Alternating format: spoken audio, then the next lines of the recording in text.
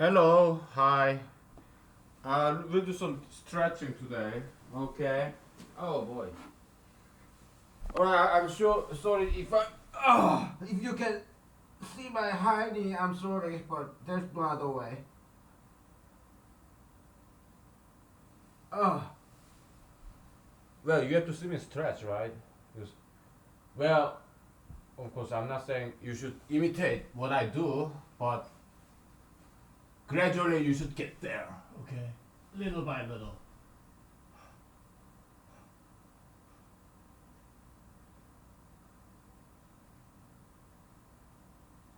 Oh. And then. Ah.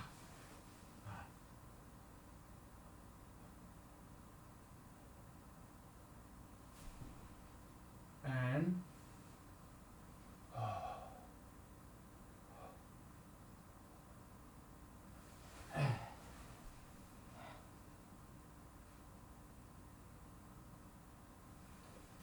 And I also have came up with another stretching technique.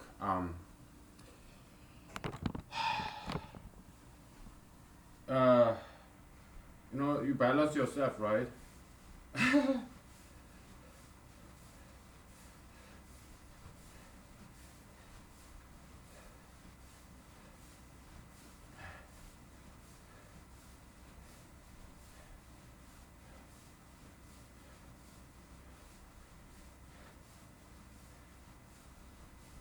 Well, let's open the window. It's getting very hot.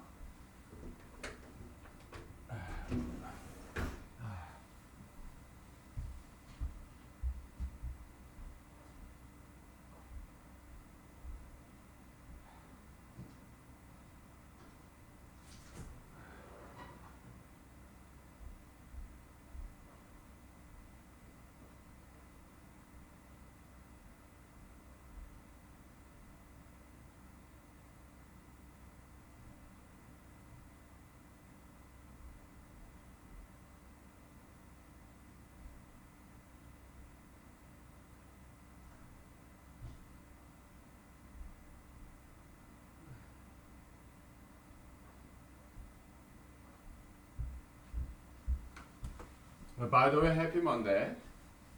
Isn't it beautiful back there? So pretty. In this camera. If you look at for real, it's just window, but in this camera, it looks fantastic.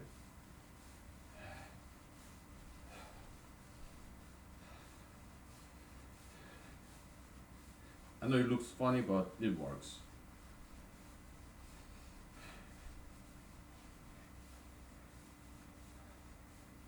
We call it martial stretching, okay? It looks like kick. Whew. You do side to side, so now back and forth.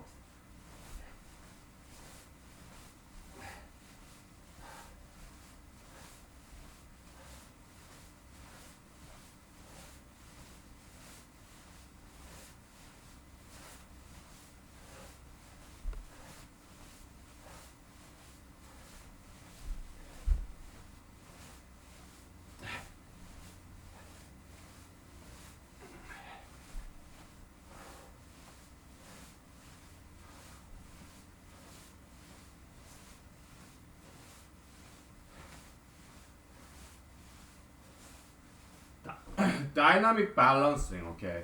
I'm moving my arms around. Dynamic balancing.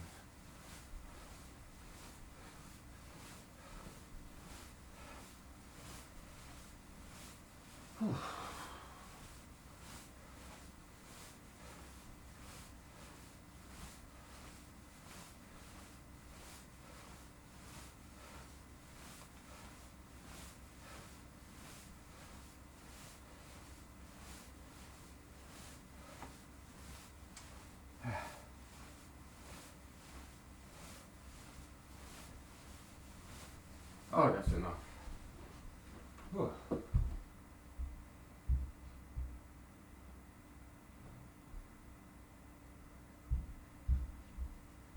Wow. Just nice stretching.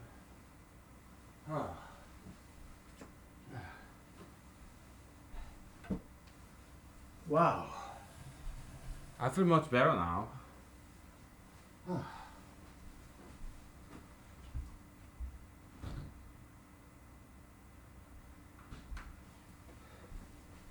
Okay.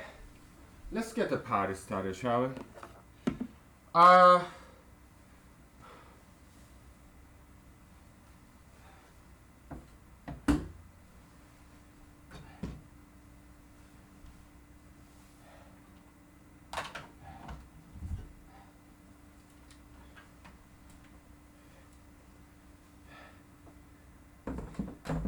Okay. Well, bring the camera a little bit up. Adjust the angle. Nice and close. There. Oh. Oh. Just past this narrow corridor, I had to suck in my pot belly, dude. Do I have pot belly? Oh, of course I do. Why? Everybody has pot belly. You just have to suck it in. Everybody. Because God, intestine, large and small intestine, they are like 20 feet long, you know. Yeah, by gravitation, it will come down. So you have to suck it in. Like professional bodybuilders, they have pot belly too. Okay, they're just sucking it in. Okay. All right.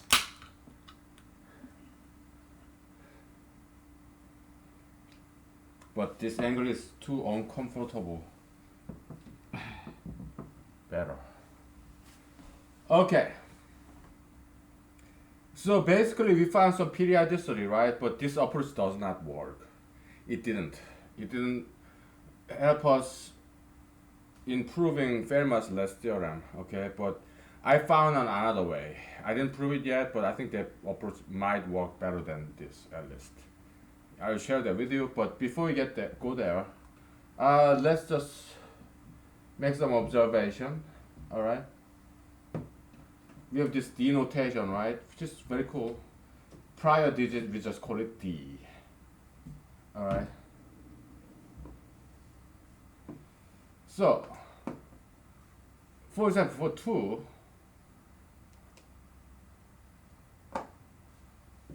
let's say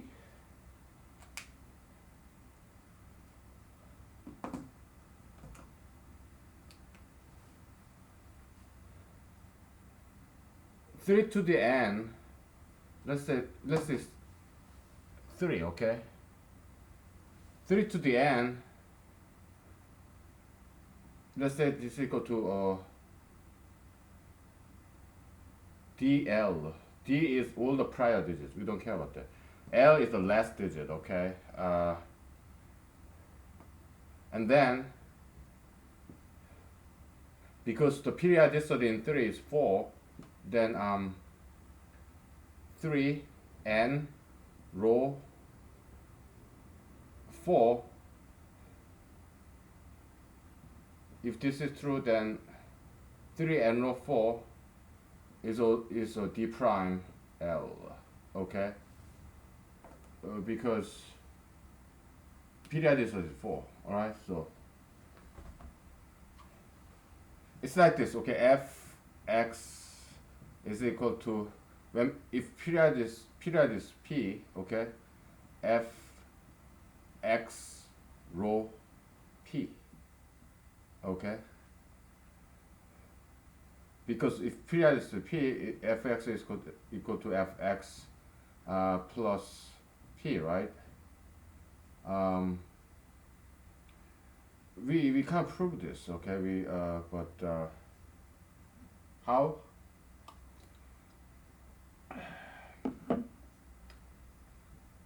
I don't remember, but we did prove this, okay? Probably when I was drunk, right? Maybe that's why I don't remember, but we did prove this, okay? So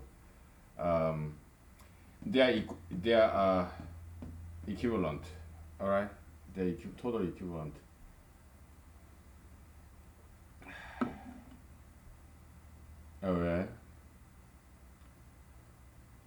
Yeah, because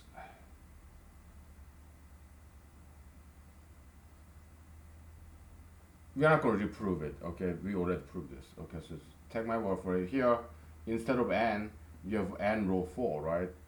Yeah, you can write this as 3n is equal to 3n plus 4k, or you can have x plus pk, whatever, right? So you can write it that way, or you can write it this way.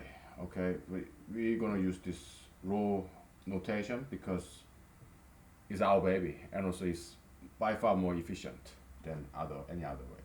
Okay. Yeah, it's just more efficient. All right. So now,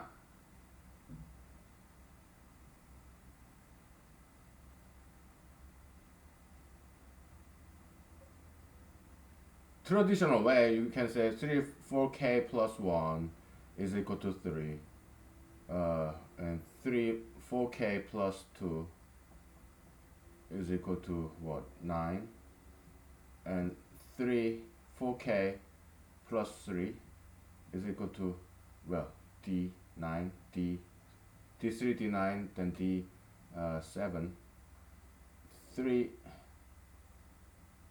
4k is what, d1, right? D is a variable. D is a special kind of variable where it means any prior digit except the very last digit. Okay, so that's what this stands for. It's a variable. It contains multiple digits. Okay. Okay. This is a very interesting point.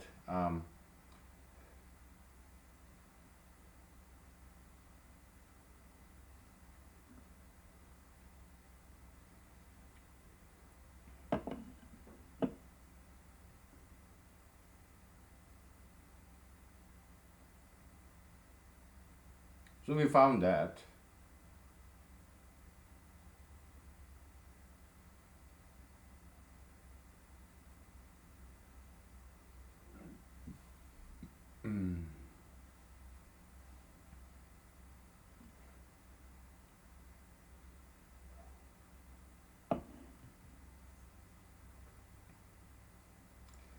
and if you remember, a long time ago, we have this set, right? M set. Let's say divisor is 4, and 3m4 is a set of all the numbers. When divided by 4, the remainder is 3, right? So it's like 3, 7, 11, blah blah blah, right? And 3 small m 4 is just one of those numbers. It's a variable. It's a member of this set, 3 and 4 set. Because we don't want to write out like mod, like 3 is congruent to 3 mod 4. That's just too bulky on expression. It's very inefficient expression. Okay, so yeah, so we have that. And now we'll move on. Okay, so we had enough fun with this periodicity in this power operation. That's enough. Okay, this is interesting point, and I remember learning a little bit about this in high school. Okay, in elitist high school when I was there for 2 months. But I learned a lot. I was only there for 2 months, but I learned a lot. And also to get into that school, I studied a lot too. I learned a lot. Okay, so yeah, it was all good. Now, we're gonna switch out the board because we don't have to erase this. Okay, so we'll just keep it on for a while because who knows, maybe we may find it useful soon. I don't know. Okay. What we're gonna do next is we try a different approach to prove Fermat's last theorem. All right. Why? Because it's interesting. Okay. And potentially we can, and I can make $1 million. I'm not gonna share it with you. Why? I'm sorry. I it's just that I don't have time to share that money with anyone. Okay, I just put it in my bank. I'm not gonna even use it. I don't have time to use that money. I just put it in my bank. If I do win that $1 million, yeah, fantasizing again, right? Uh, yeah, the Bill's conjecture. Okay. I think we can prove it. Okay, but we have to first prove Fermat's theorem again because it was already proven by this Professor Wiles, Andrew Wiles in Britain. Um, but we think we can prove it in an easier way. Okay, because he used a lot of higher mathematics, like developed by multinational mathematicians, including Japanese. Okay, so but we don't know. We are not fond of higher mathematics because it's just too complex. I don't know higher mathematics. Okay. All I know is very elementary stuff. Physics, same way. I don't know any advanced physics. Okay. Uh, so I was like, I tried that way, right? Using the, we can call it a name, give it a name. How about power periodicity? Okay, power periodicity. Sure. Yeah, we try to attack this famous last theorem using the power periodicity, but we failed, right? So I was like, man, what should I do? And then last night, before I fell asleep in my bed, I pulled out my cell phone and just did some web surfing, mostly Wikipedia, and I learned about Pythagoras theorem. I kind of reviewed because I of course I already know Pythagorean theorem, and we thought we were doing Fermat, right? But I re-encountered Euclid again because there's what's called the Euclid formula, something like that. This guy's very very smart guy, obviously. Euclid, Mr. Euclid.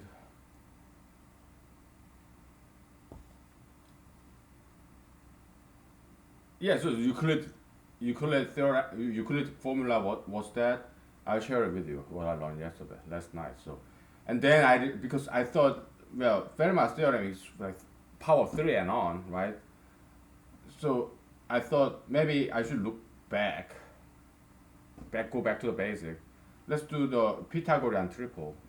Let's try to understand it, how they generate Pythagorean triple, and why is it the case where there are infinite number of Pythagorean triples? Okay, so yeah, I was reading about that, and then I encountered Euclid again because he did some stuff there. Euclid's formula, okay. Wow, I was impressed. Because we are kind of like getting away from all the Euclidean square and stuff, right? So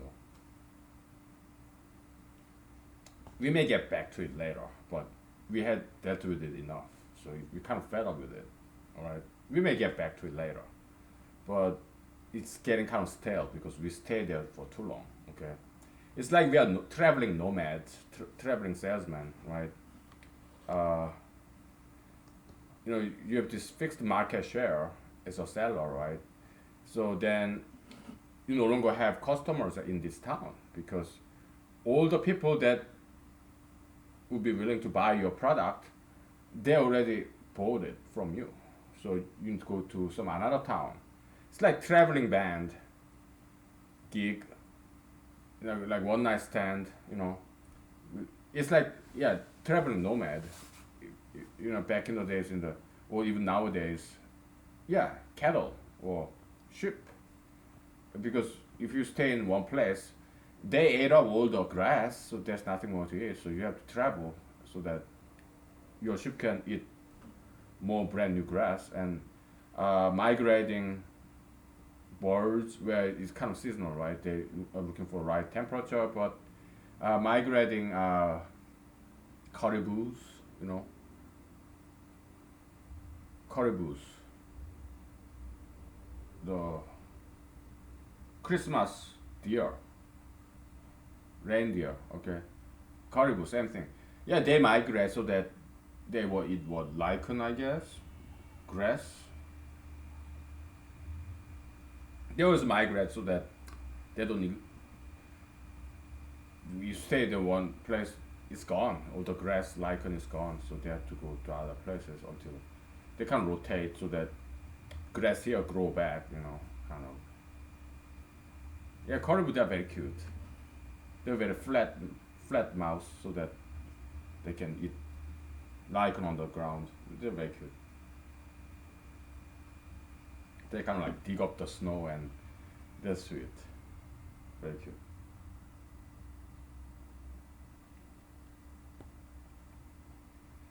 So, let's get back to the basic. Okay, so I thought maybe it's the right thing for me to get back to the basic and learn the basics and ground up, build it up one by one step by step. Because the way I approached their, power periodicity didn't work. So I guess I was kind of ahead of myself. I got ahead of myself. So that's why it didn't work. Okay, so okay, Pythagorean theorem. Okay, a squared plus b squared is 6 squared. Okay, now we know that there are a lot of numbers that satisfy this Diophantine equation. What is Diophantine equation? All the numbers, the solution is natural number, at least integer. Okay, we don't care about square root. No, Diophantine equation is where the solution of an equation is natural number. Okay. Let's take a break because I need some vocal rest. Okay, so we'll take a break.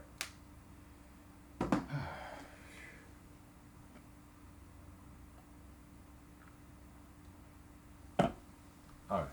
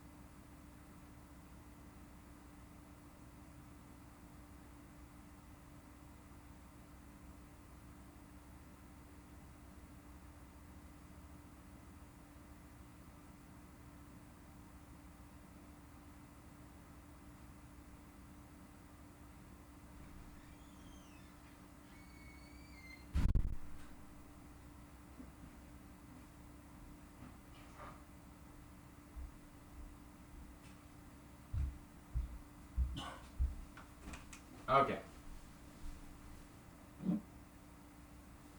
So and yeah, Wikipedia helps a lot. Wikipedia, I talk shit about them, but they're doing fine job. It's just that they could be nicer. Okay, that's what I'm saying. Because they tend to be very abusive to people like me, underdogs. They should never do such a thing. Okay, because that's grave sin. Okay, but they're doing fine job. Okay, let's give them due appreciation. All right, so Just want to be fair, all right? So,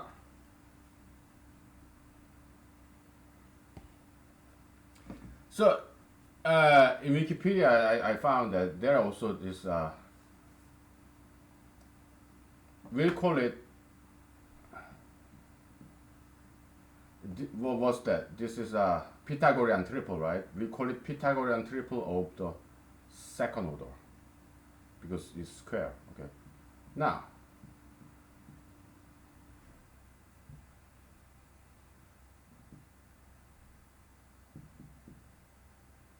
there exists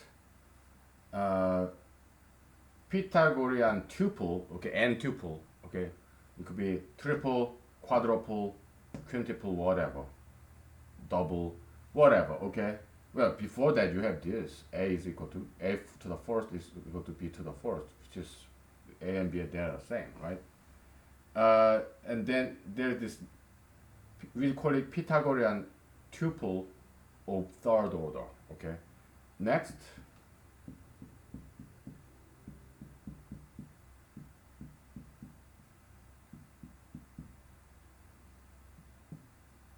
Pythagorean tuple of fourth order. Observe, there are four of them, three of them, two of them. So the number of these terms on the left hand side is equal to the number, the dimension of this equation, the order of this each term. Okay. So that's the code. We're gonna approach proving Fermat's theorem that way. Also, there is also from what I learned in Wikipedia, there is also more than this. A squared plus b squared plus c squared is equal to d. There are such quadruple, all natural numbers. Okay, meaning in the second order tuple, the left hand side, the number of terms in the left hand side should be at least 2. The number of terms on the left hand side for the third order, the number of terms should be at least 3. It could be 3 or more, but it has to be at least 3. Okay, that's our conjecture, and we will prove it. Then we proved Fermat's last theorem. Why? Because for third order and on, it has to be at least 3. For fourth order, at least 4. So if you have only 2 terms, like Fermat's last theorem, it cannot work. There is no such natural number that satisfies the Diophantine equation. Okay, so we'll prove it that way. I have a good feeling that we can prove it. I don't think it will be too difficult. Okay, then this is a real publication material because Professor Andrew Wiles, he used some really fancy stuff, but we didn't. We don't know any. I don't know any fancy stuff. I don't know any advanced mathematics. No. All I do is the very basics. Why? Because I'm not a professional mathematician. Okay, I don't want to be. I want to be an amateur mathematician. Okay, dilettante, dabbler. That's what I want in mathematics. Okay, so I don't want to get too into mathematics. All right. Because I'm a generalist. I'm not a specialist. I'm eclectic. I want to learn little by little bit of everything, like buffet. Okay. Yeah, a little bit of foreign language, a little bit of this, a little bit of physics, a little bit of economics, just a little bit of martial arts, a little bit of dancing, a little bit of everything. Okay.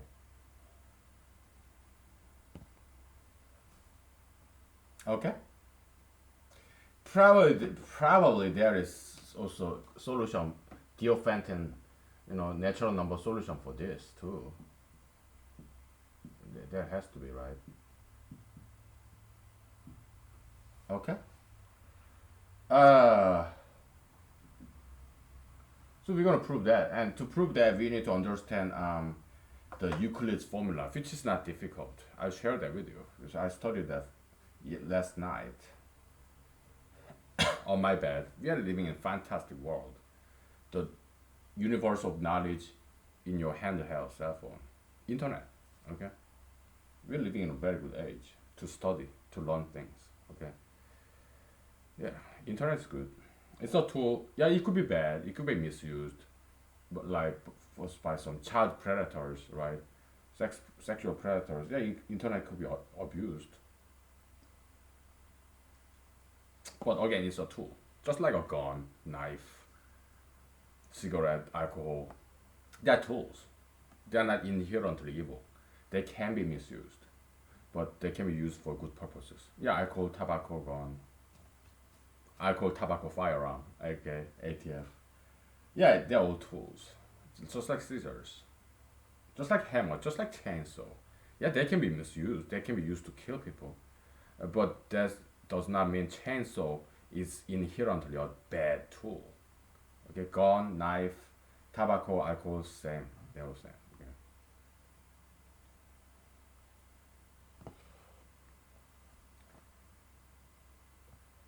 Yeah. Okay. So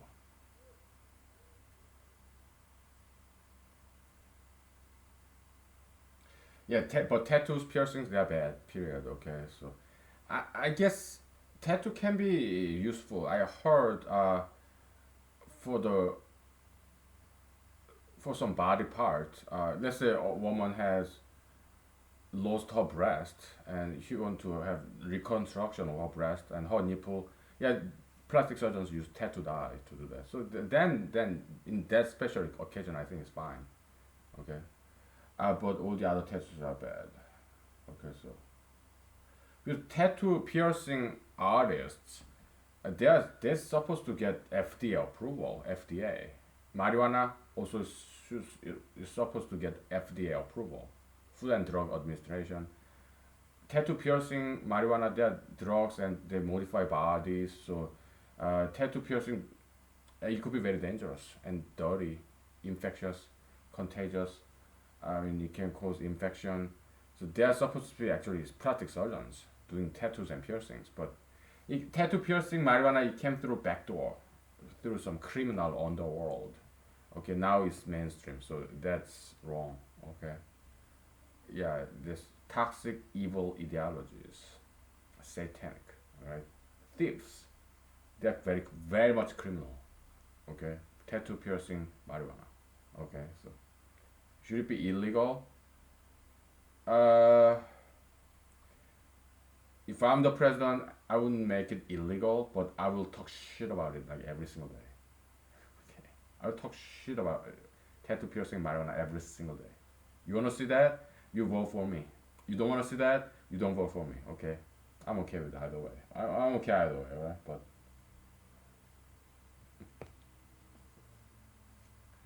uh,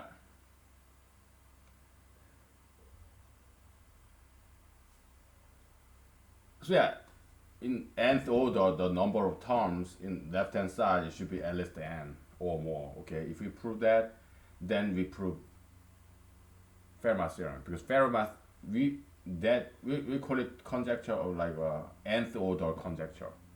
Okay, how about order term correspondence conjecture? Okay, if we prove that, then it will become a theorem, and Fermat's last theorem is just one single instance of that. So this conjecture that we are about to try to prove, what order term correspondence conjecture, it's bigger and larger than Fermat's theorem. We are trying to prove something that's by far more powerful than Fermat's theorem. Fermat's last theorem, okay? But sometimes it's easier that way, actually. To prove something bigger, more general, more powerful, sometimes it's easier than to prove something very specific. Okay, so that's our strategy here.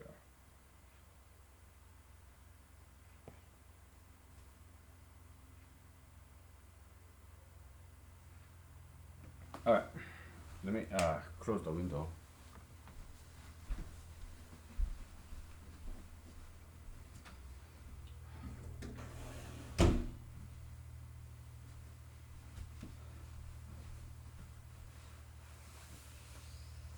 All right.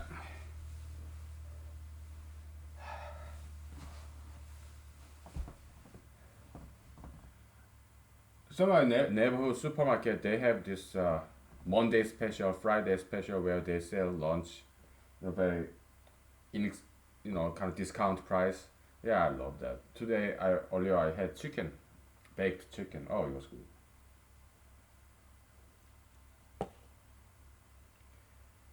It was like chicken thigh. Yeah, it's just delicious because it has a lot of fat. So I don't do this very often. Okay, eating baked chicken. Chicken contains way too much fat. That's why it's so delicious. Okay, so I do it once in a while. Of course, there's 5 pieces, 4 pieces of chicken drumstick, 4 pieces of chicken thighs, and for one chicken thigh, yeah, I ate the chicken skin. Because just once in a while, but the rest of the 3 chicken thighs, I got rid of the chicken skin. Okay, so I watch what I eat. Right. Sugar, fat, yeah, just do it in moderation. Right. Do it once in a blue moon, then it's fine. Now,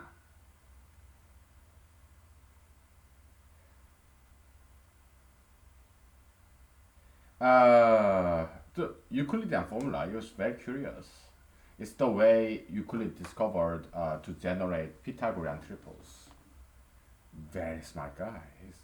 He's, he's most well known for his book Element. I haven't read it. And he also is very famous for geometry. Like he's a Greek, right? But he's also very good at algebra. He's very good at algebra. A GCD, Euclidean algorithm, that's algebra, that's not geometry. Okay. So he's both good at geometry and algebra. Euclid. Great mathematician, one of the great mathematicians ever lived. Okay. So, what's that? It's like you put A is equal to x squared minus y squared. B is um,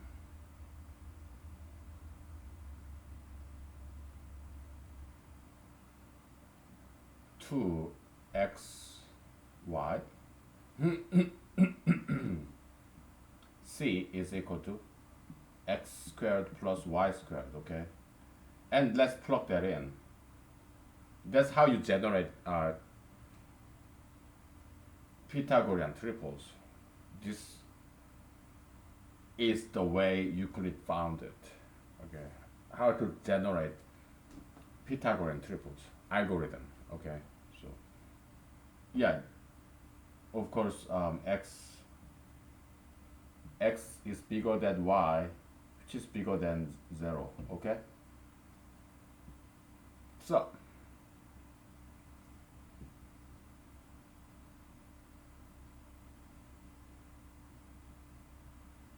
there are infinite ways you can generate Pythagorean triple. You wanna see? But before we make oh yeah, let's see. Okay, y is equal to 1 and x is equal to 2. A is equal to 4 minus 1, 3. B is equal to 4. 2, 2, 1, right? C is equal to 4 plus 1, 5, right? How about x is equal to 3 and y is equal to 1? 3, 1, okay? 8, 6, 10. Yeah, it's twice of that.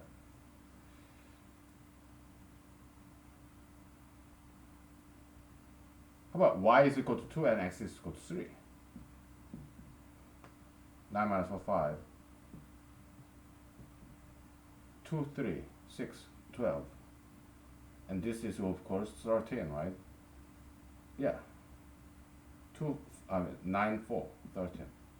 Yeah, the kind of Pythagorean triples that we are very well aware of, that we are familiar with, if you have taken a lot of geometry classes like I have,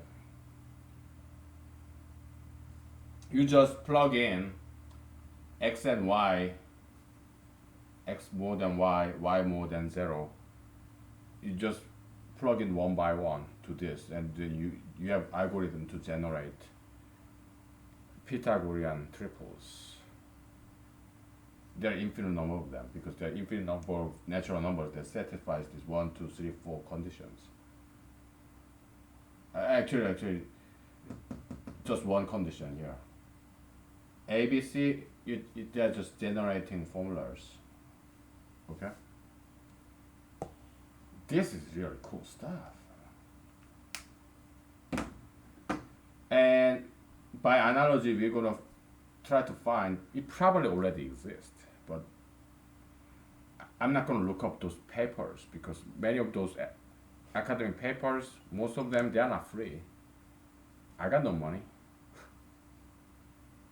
I'd rather buy a Hawaiian t-shirt like this than buying a academic journal article, okay? They're expensive. They're like $30 per this one article, like 10, 20 pages. $30. My goodness, no. This Hawaiian shirt is like $12, sometimes $8, okay? So I can buy 3 Hawaiian t-shirts with $30. Would I pay for those academic journal articles? Fuck no. Okay. Hell no. I got no money. I don't make that kind of money.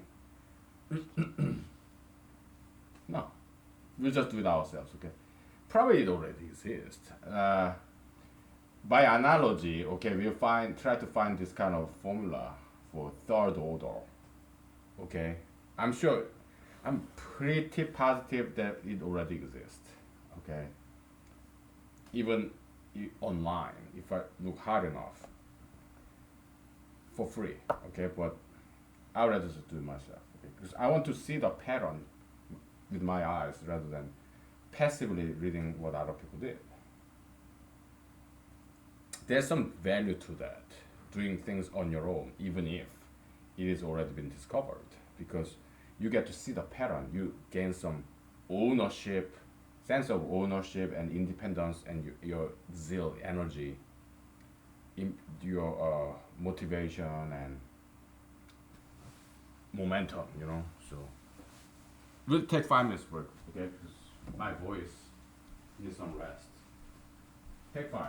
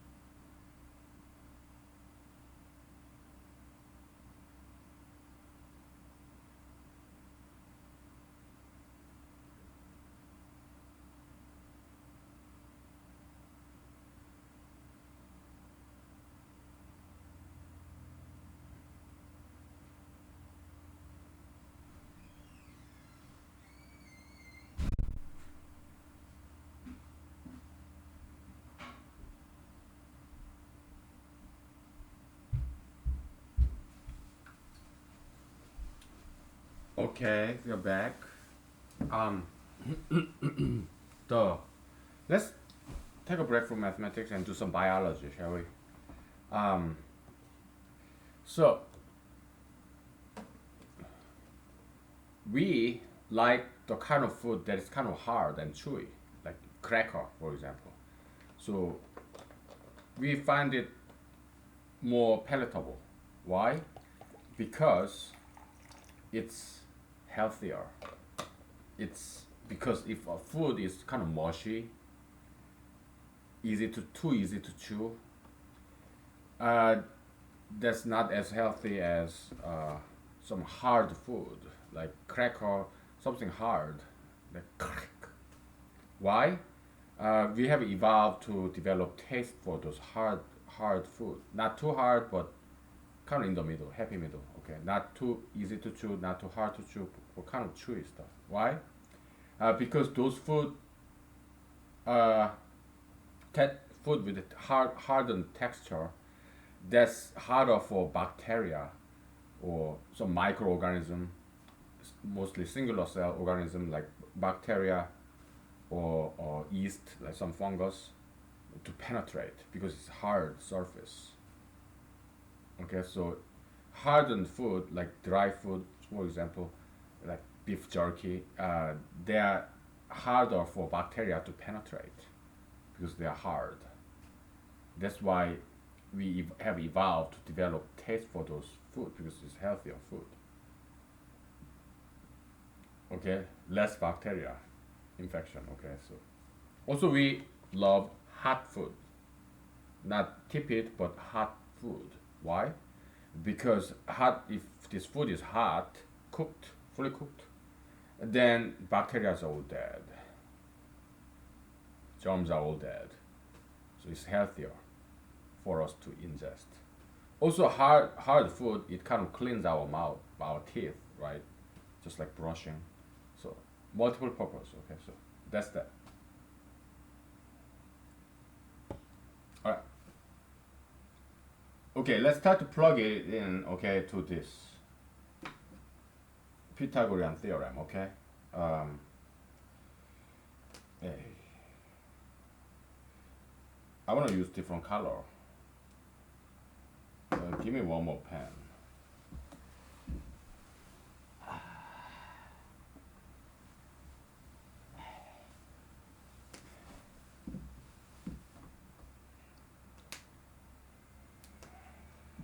Good. Blue is good. Well, I want green. Yeah, it's kind of fading, but you'll be able to see it still.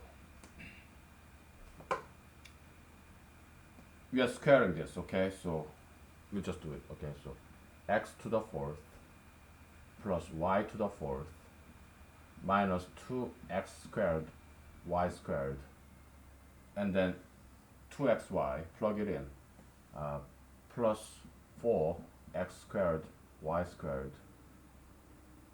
is equal to c squared, this guy, x squared x fourth plus y fourth plus 2x squared y squared. Okay, it is equal because these two guys, they become 2x squared y squared. Okay, so basically we are doing Pascal's triangle, binomial expansion. That's all we are doing. Okay, so this is a very intuitive way. So Mr. Euclid was a mathematician with great intuition. Okay, not too much formalism, but inspiration, intuition. He's very intuitive mathematician. So that's how he discovered so many things. So because he was not bound by all this formalism, he was like free, you know. Okay, he discovered many things without too much formal proof. Okay, well, as that's how I see him. Maybe he was very good at proving things. I don't know. I didn't read his book. Maybe I'm just ignorant. Whatever.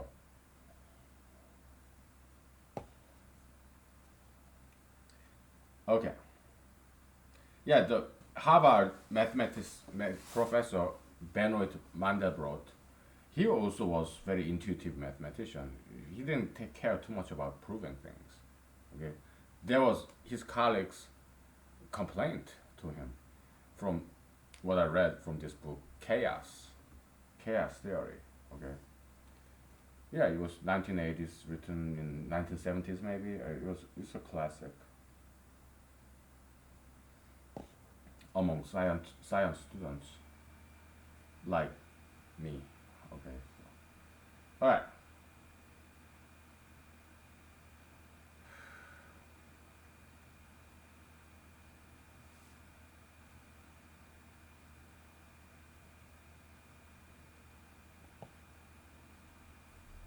So basically, the intuition is this. Your Pascal's triangle, right?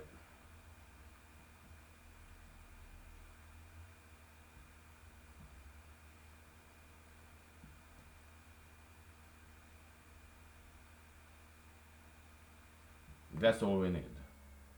Uh, the intuition is this. Um,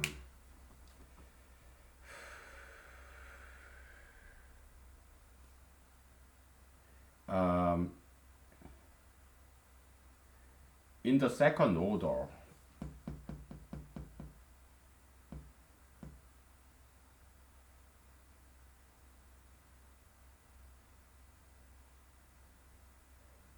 in the second order, like in Pythagorean theorem, right?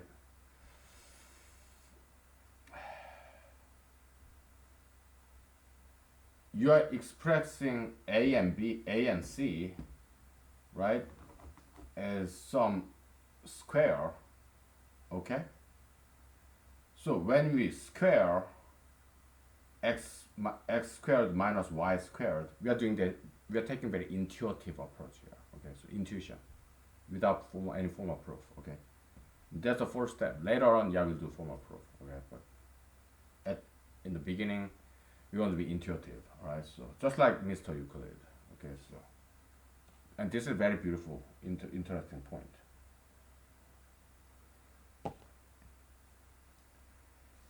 When we square these two terms, it becomes three terms. 1, 2, 1. A squared plus 2ab plus b squared, okay?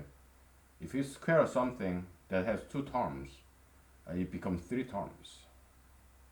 So that's why we need another term to kind of get rid of this middle guy. You get it? Now, next floor, one down. Well, upside down it becomes third floor, right? Next level, third order. If we if we triple, if we cube this a, and let's say we express a with some kind of maybe x cubed minus y cubed, something like that. If we expand that using the binomial theorem, okay, it will become make four terms, 1, 2, 3, 4, okay, and these and we need to get rid of these two terms. In order to get rid of these two middle terms, we need two terms here to take care of these two terms separately.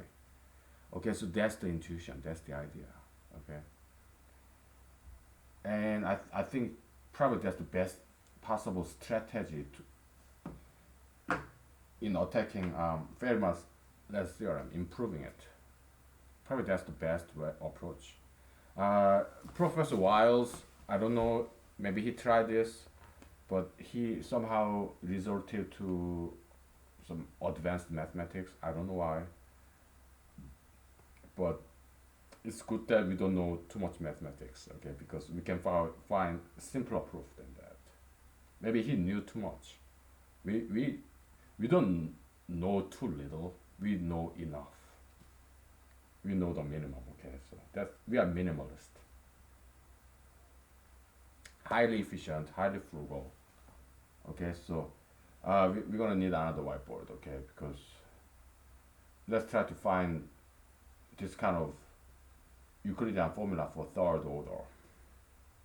We call it third order Euclidean formula. Okay, so we'll take a shot at it. Okay, let's chat the board. It's good that we got plenty of whiteboard to erase because we have this failed attempt. It's kind of clear the deck for us. Because we feel so free to erase all this because it was wrong approach. It was dead end. We hit the brick wall. So silver lining, we can erase them, okay, so freely. So because it's a failure, right?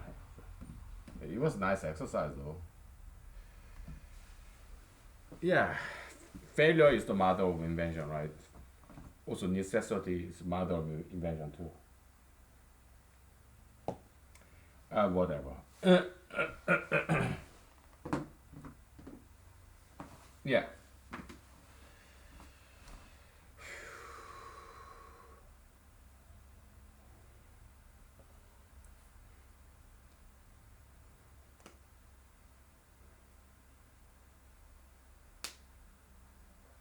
I rather use blue. Number 3 is kind of like blue. I don't know. Where are my glasses? I want my glasses.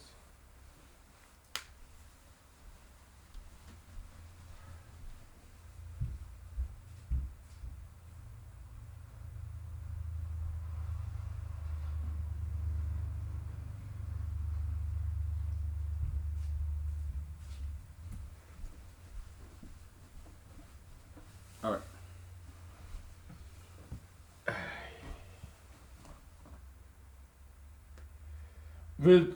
Again, we are doing intuitive approach, just like Mr. Euclid.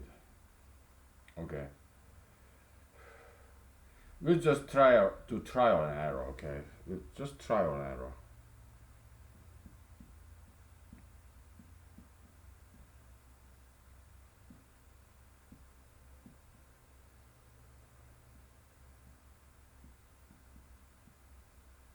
By analogy, okay?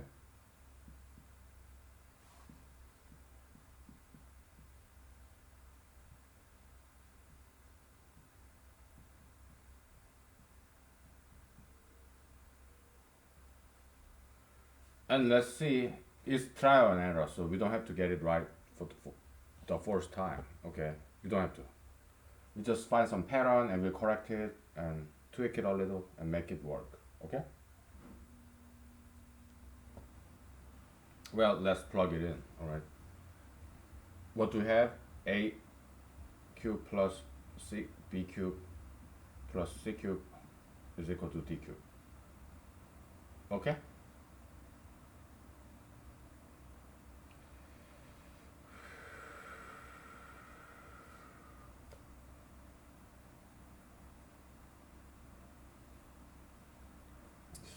Try it out.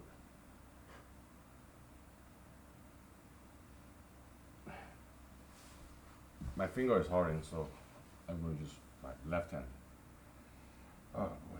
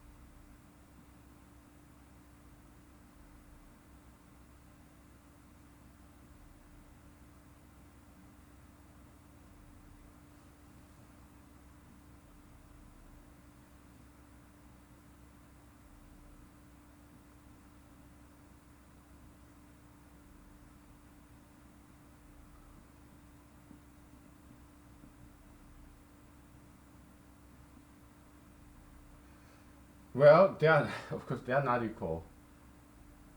We know that.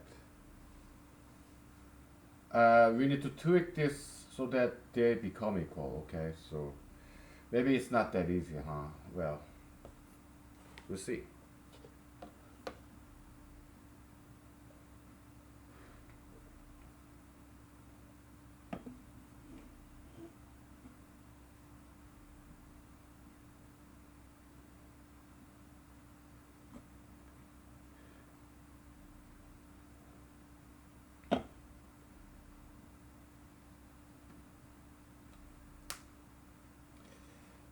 It's possible that we may need three variables instead of x and y. We may need x, y, and z. We don't know yet. Okay.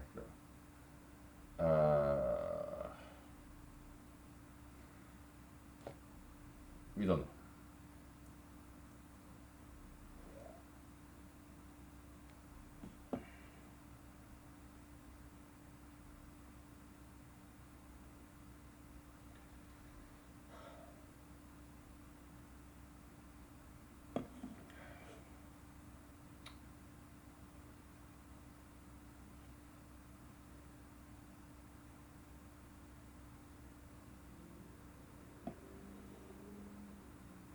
By the way, we know that there exists number like a squared plus b squared plus c squared is equal to d squared. What is this? It's x, y, z coordinate. Okay, you have this what a cube or some three-dimensional rectangle. I don't know what's called. I forgot. Then the distance between the diagonal distance between these two corners, that's that. D is square root of x squared plus y squared plus d squared. Okay, so yeah, this is three-dimensional Pythagorean theorem. Okay, so that's why this exists. Yeah, they can be expanded to n-dimensional. Okay, so that's that. Okay. So how do you generate those what Pythagorean quadruple? I don't know. Okay. Maybe we should explore that. I don't know. If we need, yeah, we will. Okay.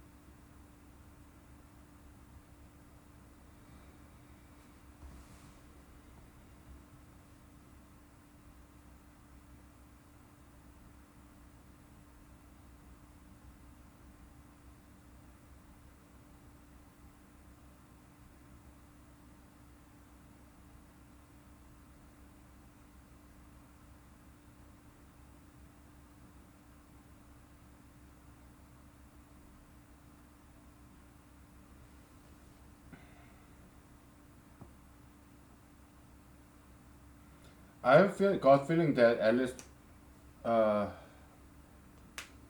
I've got feeling that one of these no, it cannot be minus. We cannot put minus here.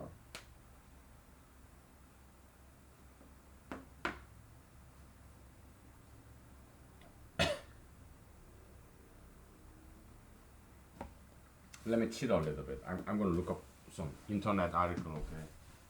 Uh,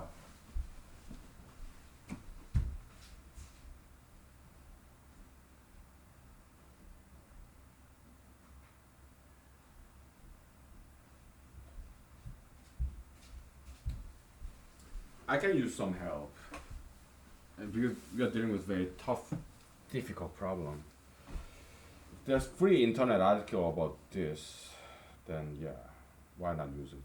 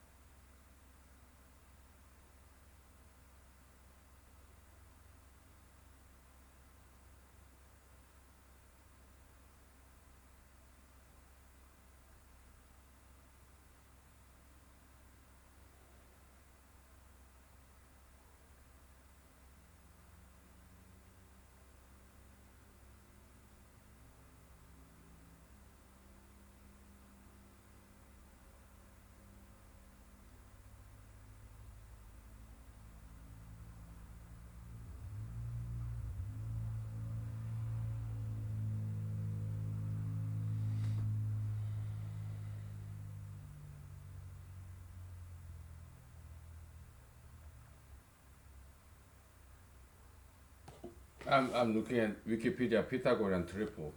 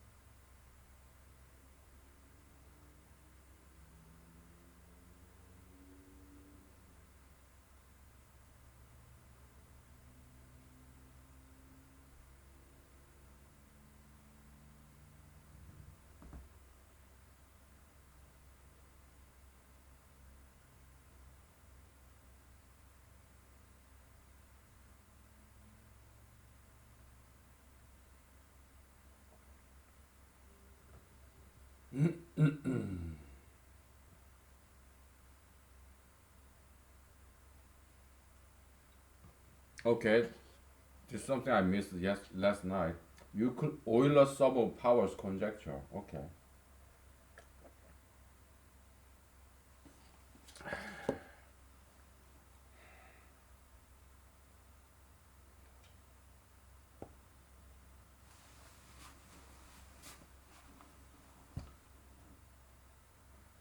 Fermat cubic. Well, we get to that later. But Euler sum of powers conjecture. I'm kind of interested in that. It's a disproved conjecture. Okay.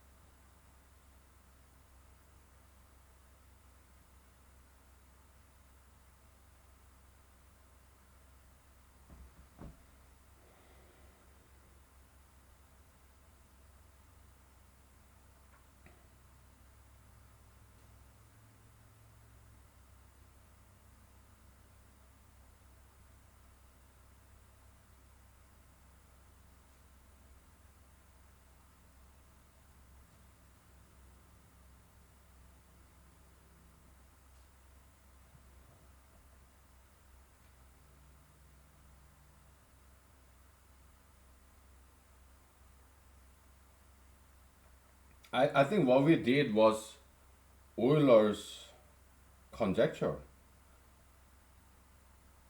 and it says it was already disproved. Really? Okay, so our conjecture was actually called Euler's conjecture, and it's already disproved. Okay, well, what a disappointment. Well, let's see.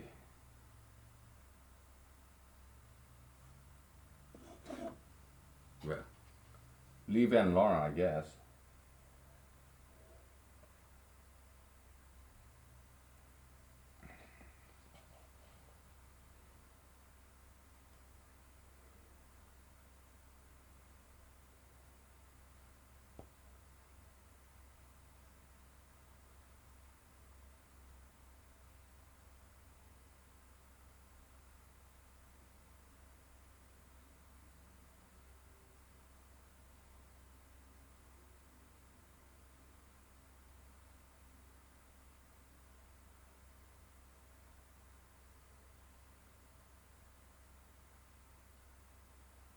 Hmm, impressive. Very impressive. Okay.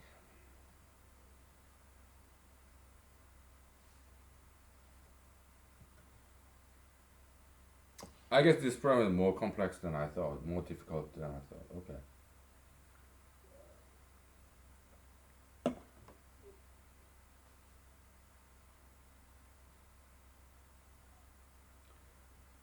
So when the fourth order and fifth order, yeah, there was this proof of that Euler's conjecture. We came up with it on our own. Okay, so we are at least as good as Euler. Okay, so we should give some pat on the back to ourselves. Okay. So. But Euler, he found this. I mean, he conjectured this in like 300 years ago. So I guess we shouldn't be too proud of about that.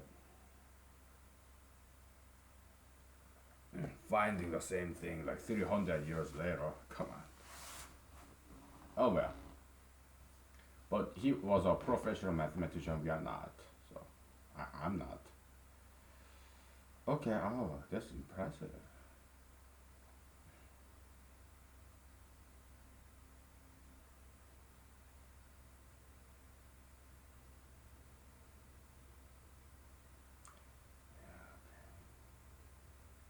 This guy's really good. Yeah. Modern mathematician in 1900s. Very good. I'm proud of these people. Okay. Let's go to the next article. Fermat triple. I want to see that.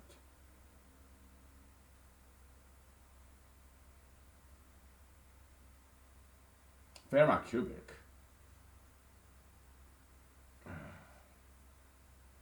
Okay, they used some parametrization. Okay. Yeah, I did look at this last night a little bit.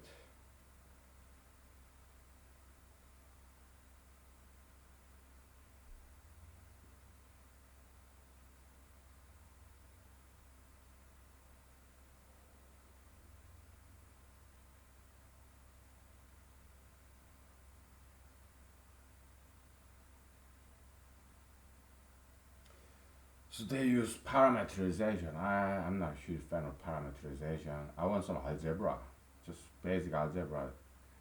Fermat cubic. Let's see.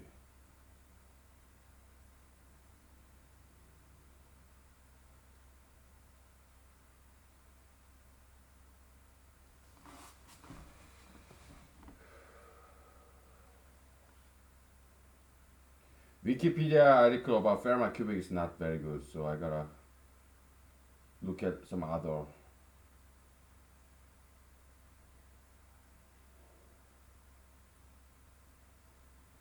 websites.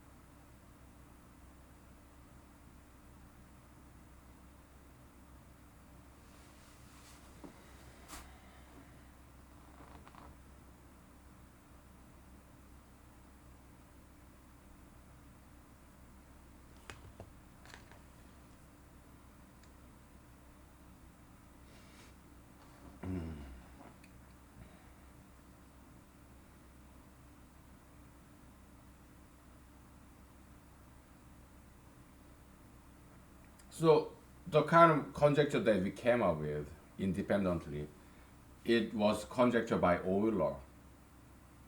Yeah, Leonhard Euler, German mathematician. So yeah, we are good. We're very good. Okay. Yeah, of course we did the same conjecture 300 years later, but still we are good. Okay, so but that's fine. It's already disproved. Oh well, all we gotta do is to modify and refine, tweak our conjecture. Okay, that's all we need. We don't have to just give up, and feel sorry about ourselves. No. Okay, so we can always refine, evolve, modify, improve. Okay, no problem. Okay, so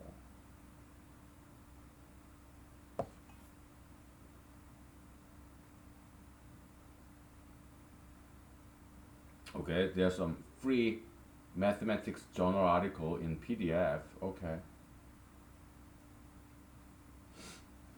yeah, I like this mathematical journal that's free in PDF online, totally free of charge. Yeah, I love that.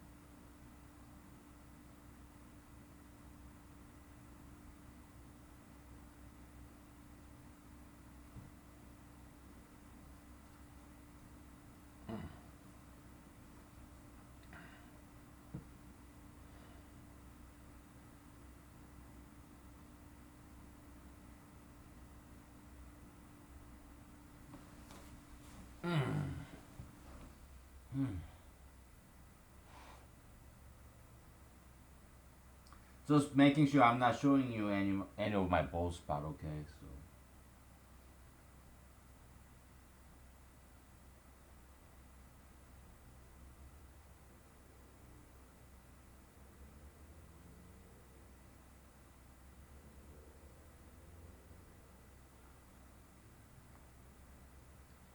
yeah, it's mathematical article, so it's too much for me. Okay, I don't understand a single thing they say. It's way above me. Okay, so elliptic function. What is the elliptic function that Professor Wiles used?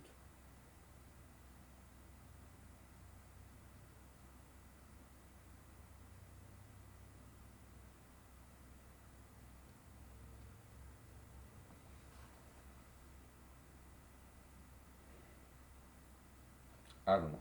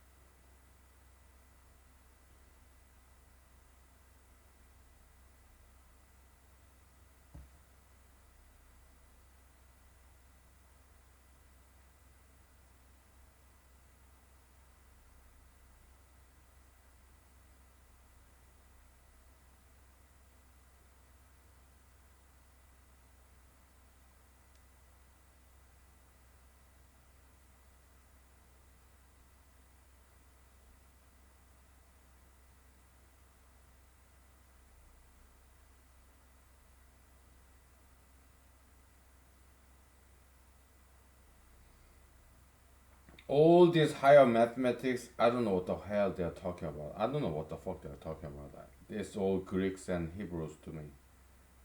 I don't know what the fuck they're talking about. Okay, so I don't know. I don't know what they're talking about. Okay, so, to me it was all gibberish. Okay, yeah, the big names like Dedekind, Gauss, whatever, even Ramanujan and all this whatever admired fucking mathematicians. But what they're talking about, I have no idea. Okay, so all I know is that our conjecture that we came up with is the same conjecture that Mr. Euler, Herr Euler, came up with 200 to 300 years ago. It was disproven. Okay, so when n is equal to 4 and 5, fourth order and fifth order, they found some counter example for that. Okay, so yeah, that's okay. All right. For the Fermat's cubic, they use parameterization. Okay, so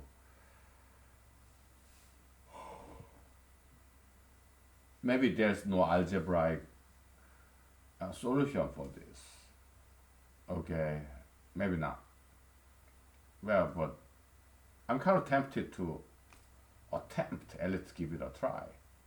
Why? Because all those professional mathematicians for thousands of years, I'm kind of crazy, okay? I'm ambitious. I think I can be better than millions of mathematicians in the world for 2,000 years. I believe I can do better than that. I'm very Davidan as opposed to Goliathan, okay? I like challenging things. I believe in miracles. Okay, you guys, you have Harvard mathematics professors, all these 2,000 years of mathematical giants, all of them combined. I believe I can do better than you guys combined. All of you combined for 2,000 years, professional mathematician. I believe I can do better than you guys. All of you combined. Okay, so that's me. Okay, that's how crazy I am.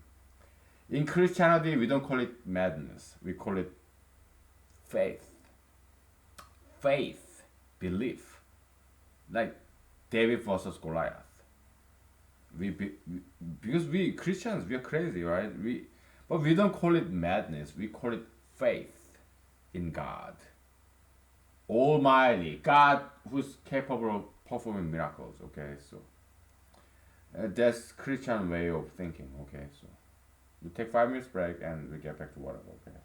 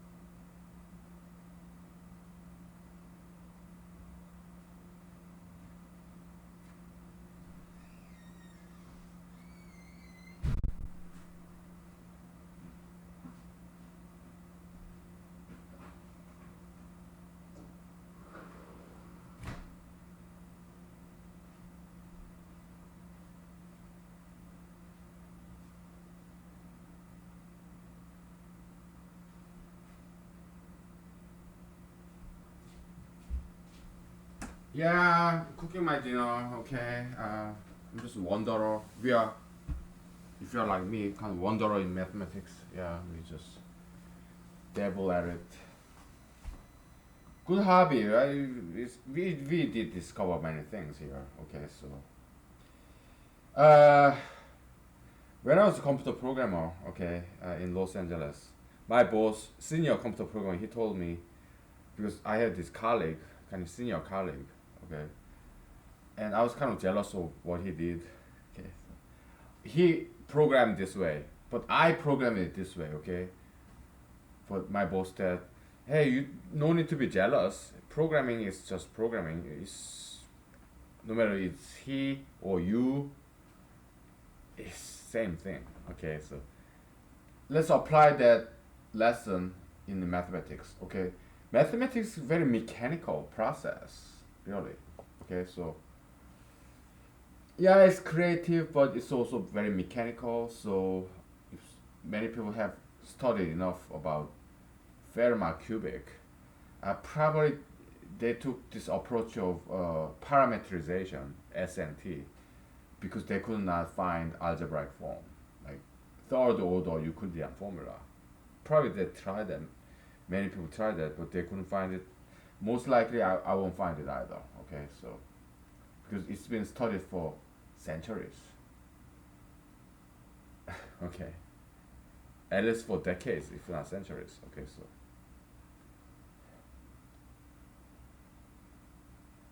okay, uh, 'cause I don't see any easy way to do this.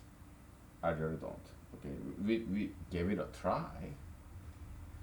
We did try. Okay, so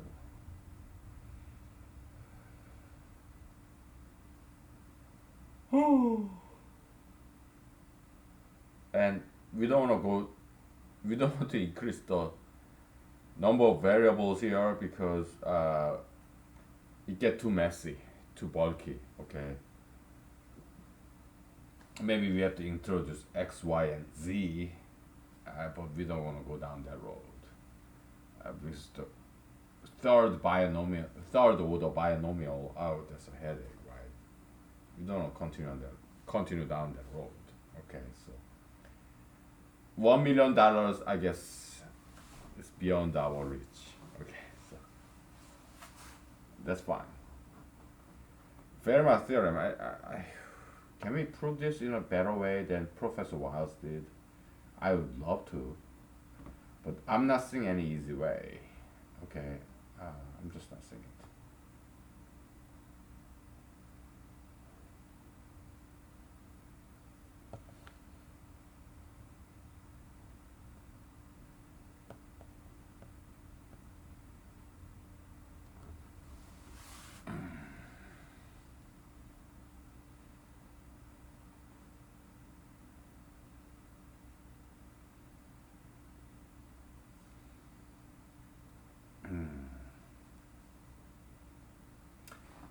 During the break, there was something I wanted to talk about.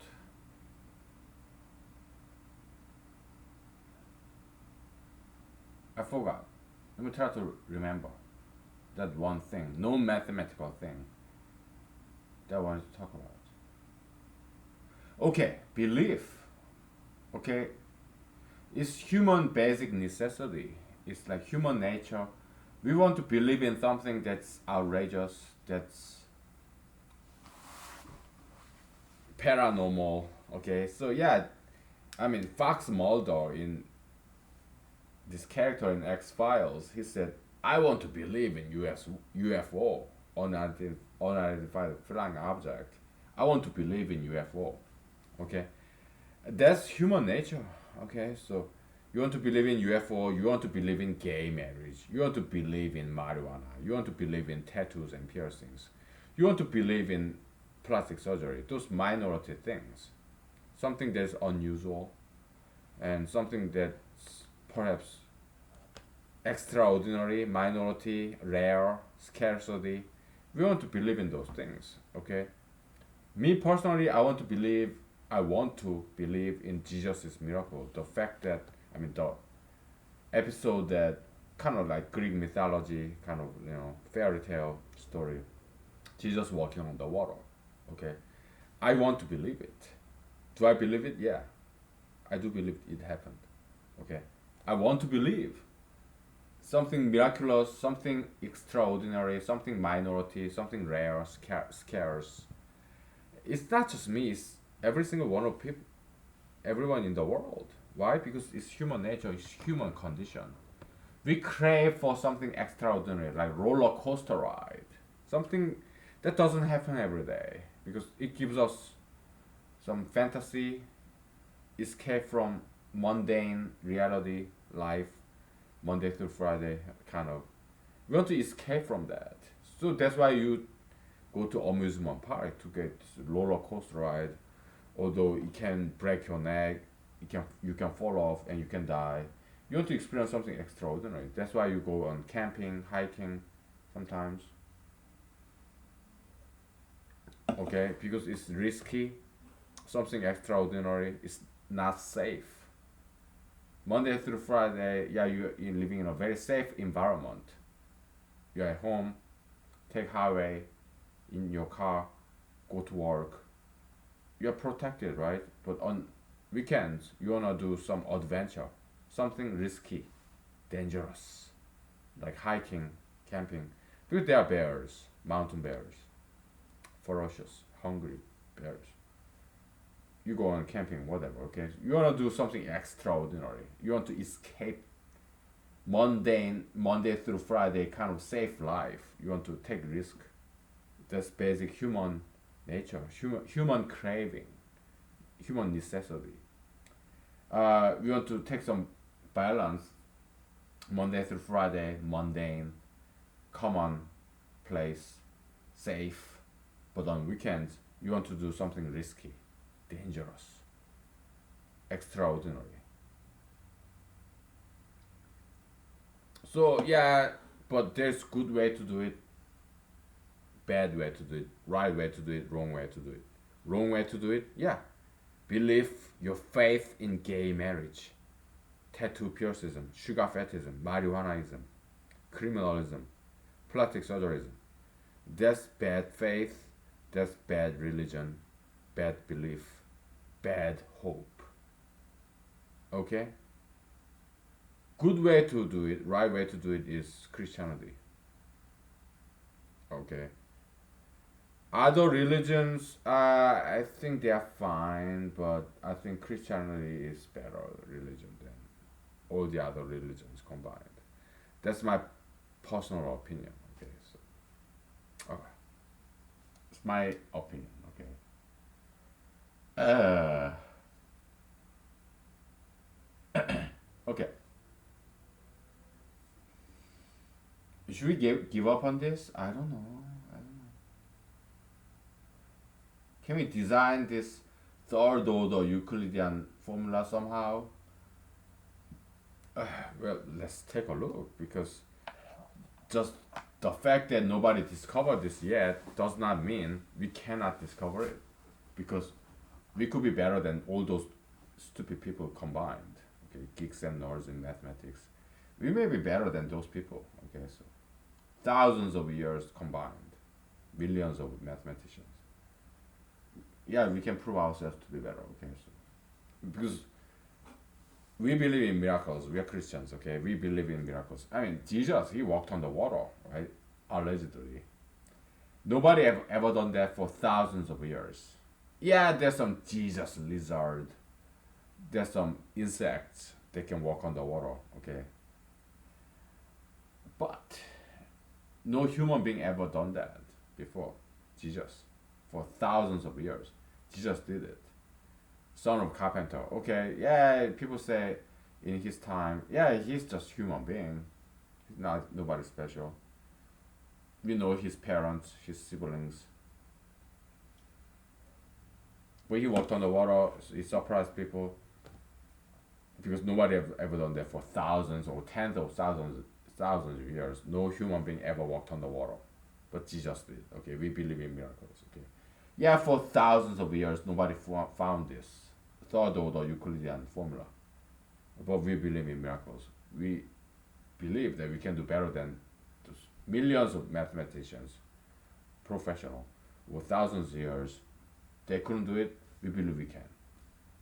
Okay, so let's give it a try. Who knows? We may prove ourselves to be better than all of them combined. At least it's our moral, ethical obligation to at least give it a try. Whether success or failure, doesn't matter. We try. Okay. I don't have anything better to do. Okay, so I love that. I enjoy that Davidan spirit to challenge these giant Goliathans. Okay, so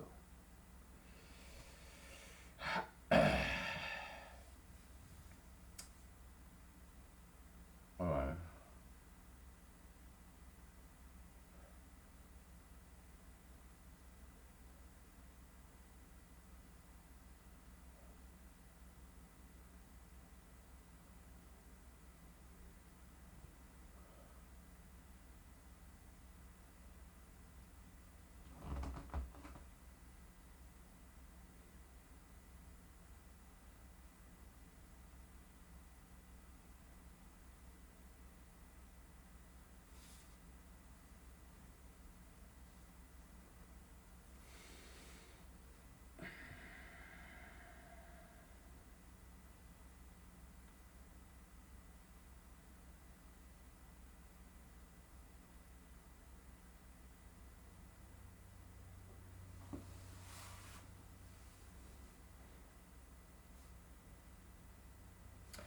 Well, we do know of some this Fermat cubic, some example. Okay, uh,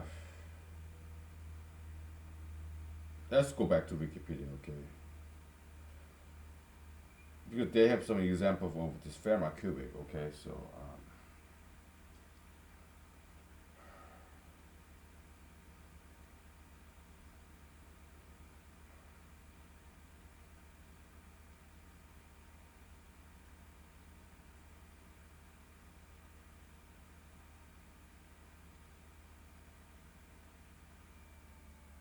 how interesting.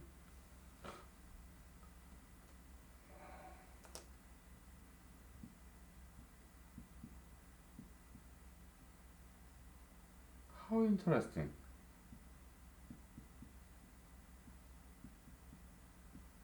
We know 3 squared plus 4 squared is equal to 5 squared. Okay. Can we expand this? Is 3 fourth plus 4 fourth plus 5 fourth plus 6 fourth, is it equal to 7 fourth? Because something we noticed. Okay, so because we have this.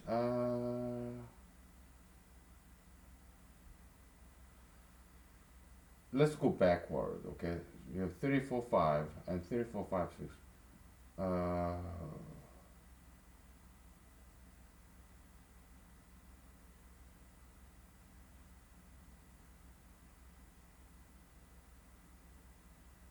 I mean, we cannot say 3 to the fourth is equal to 4 to the fourth. We cannot say that, right? So they are not equal. Okay, of course not. Is this true? Let me calculate. Okay, so I need some scientific calculator for this shit.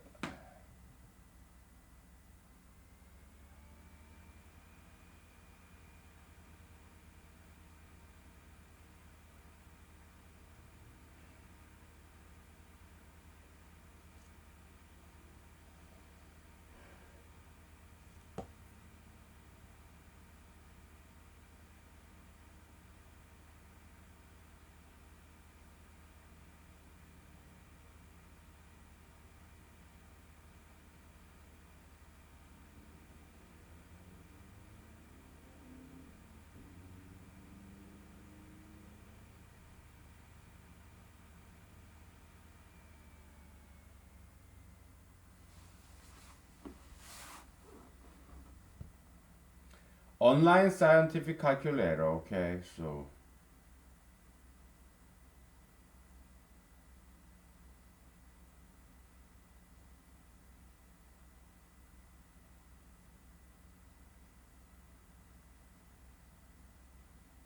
mm,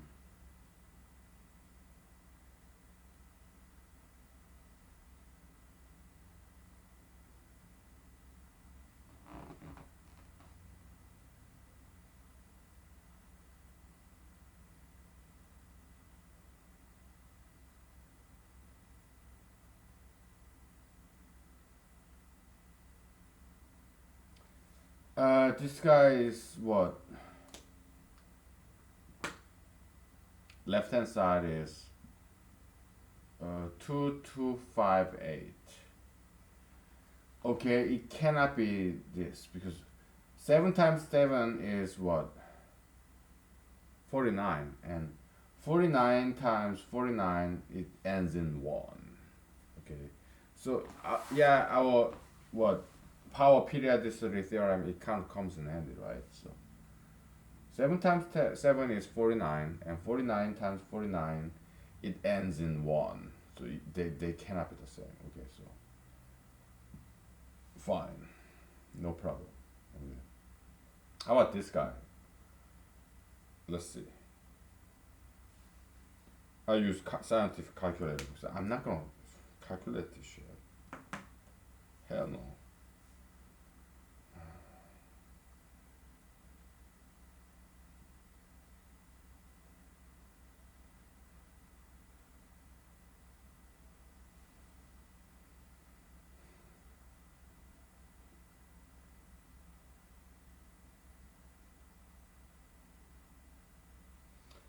Okay, so this is 216. Yeah, we know this is 216. 36 times 6, of course, that's 230. 216. Okay, we got that. Okay, so let's analyze this. Okay, so 3, 4, 5, 6, easy enough.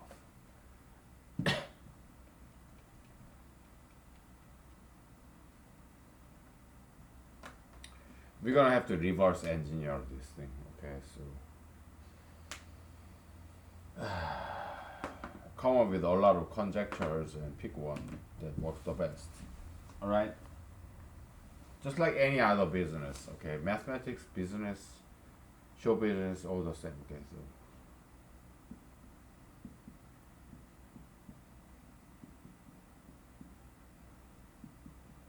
so okay.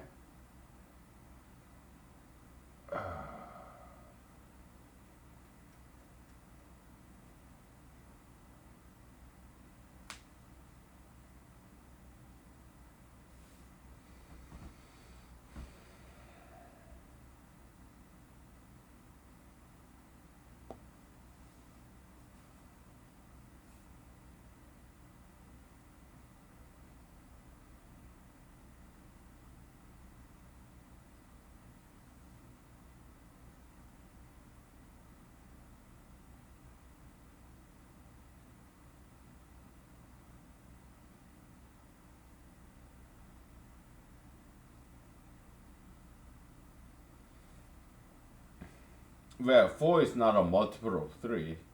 5 is not a multiple of 3 either. So yeah, this construction doesn't work. Okay.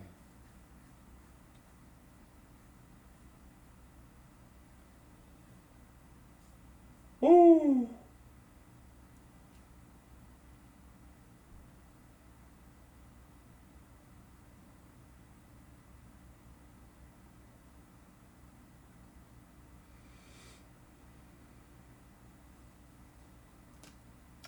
So we have 3 cube plus 4 cube plus 5 cube is equal to 6 cube, right?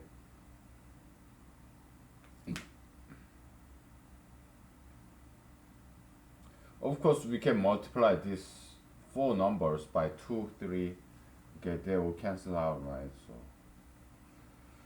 okay.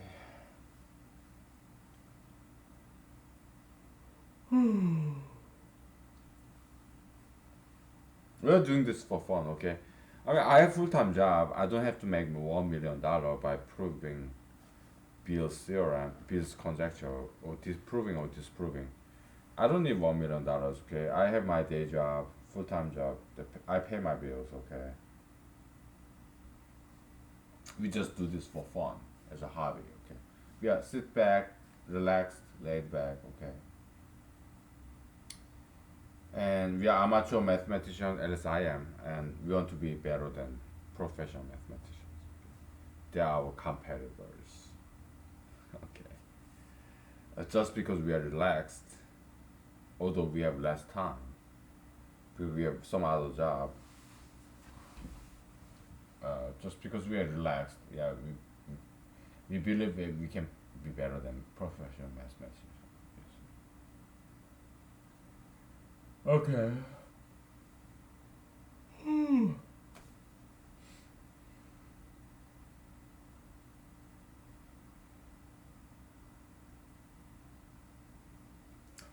Uh, I'm thinking you have three cube, right? And you have what? Three plus one cube,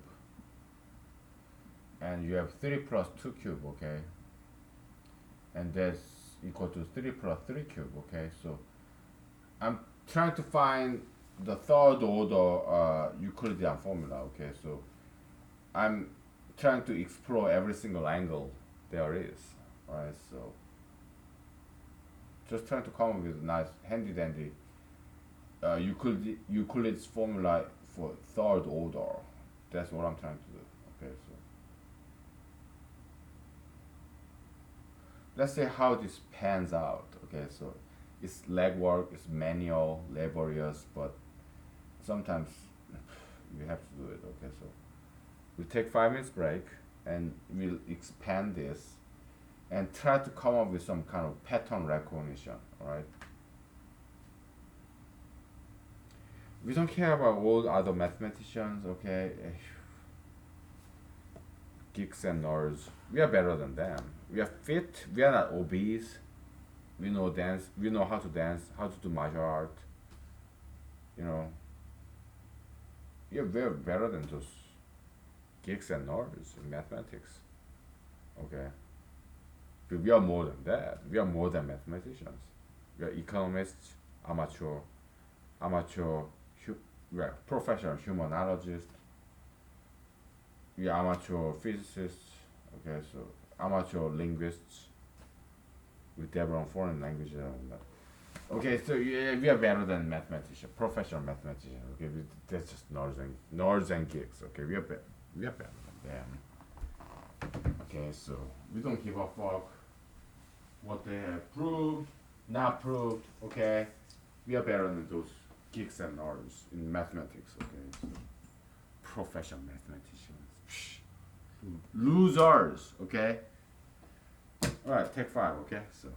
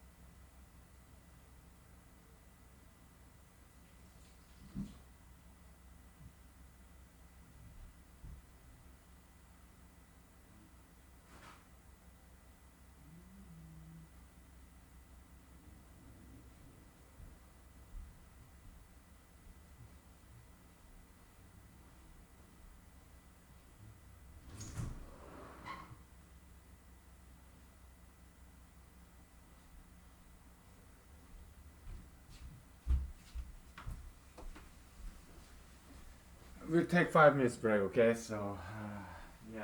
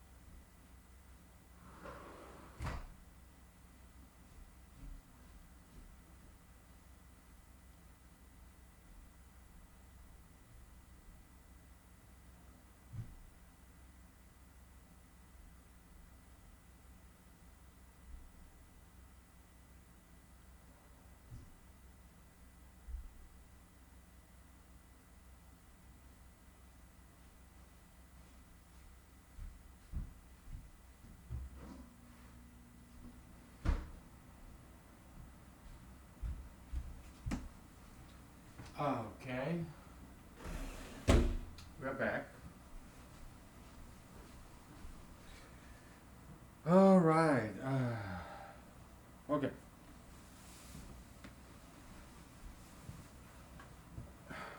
We're gonna need another whiteboard. Oh, yeah, we got it here, right? Okay. I guess I was diligent enough to switch out the whiteboard, before the break. Good.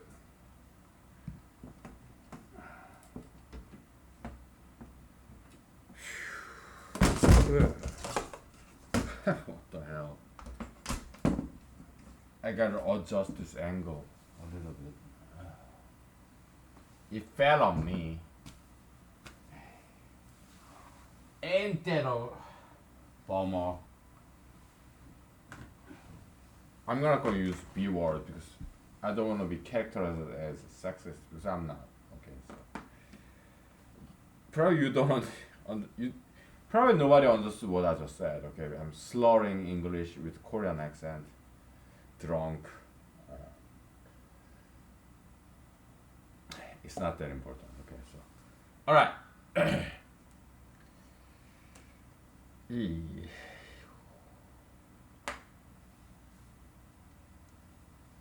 3 squared and 3 cubed plus 3 times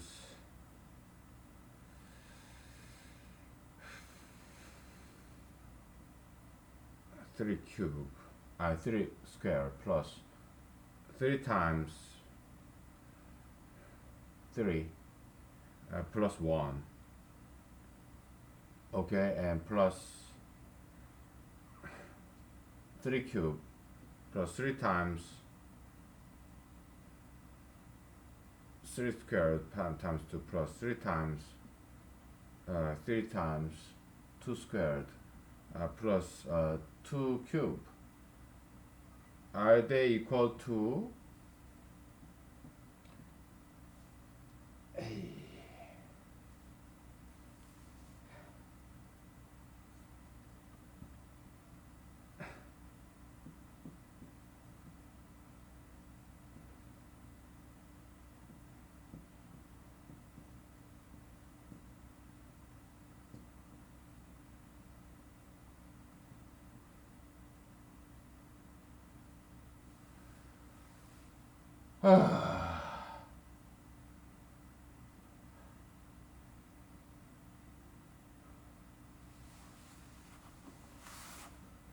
well, I'm pretty sure they're the same thing, right?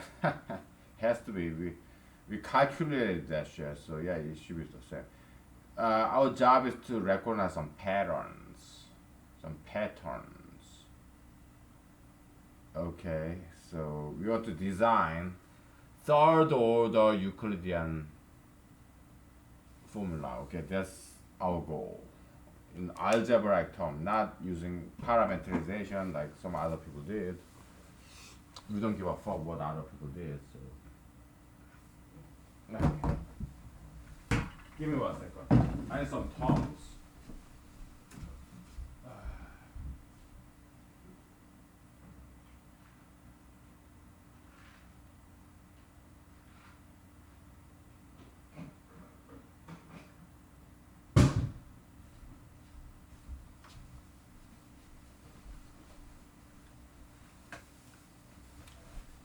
I have some new generic brand Tom's anti-acid. It's crunchier. It just feels better. Yummy. It's like $2 more, but it's good. It's like $5. Okay, so I like it. Okay.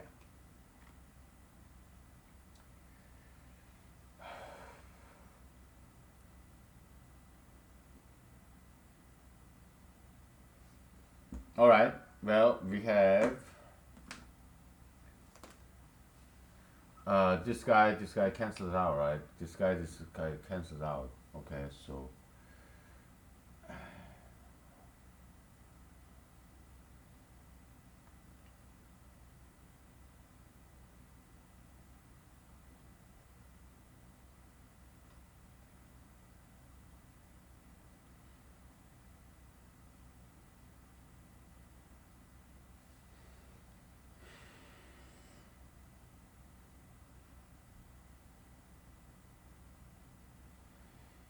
I'm suspecting there should be 3 instead of 2. Okay, this we may have to do something like x plus y plus z to the third instead of just x plus y.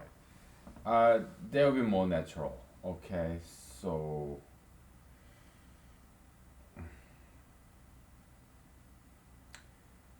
you have a and b and c and d, right?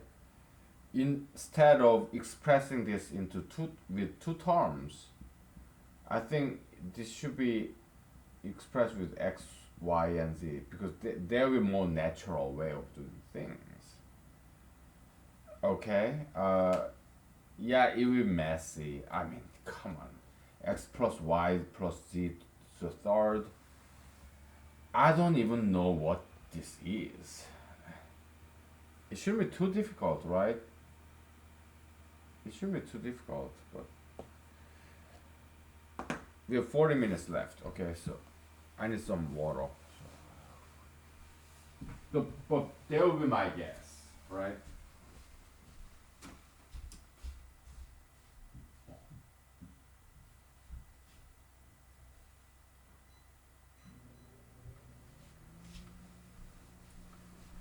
That will be my best guess. Okay, so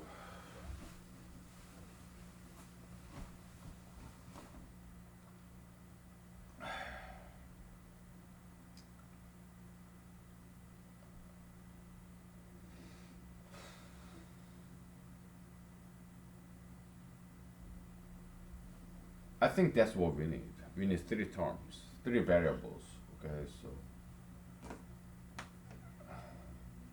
in Pythagorean triple Euclid's formula of second order, you have what x squared minus y squared.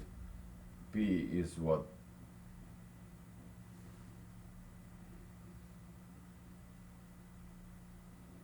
2xy, right?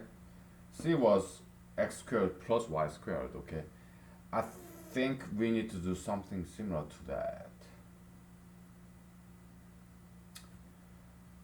Let's take another shot at it. Okay, so we'll try to follow the pattern that we kind of recognize. Okay, so in the second order, okay, you have in Euclidean theorem, okay, Euclidean formula, it was x squared minus y squared. B was what? 2xy.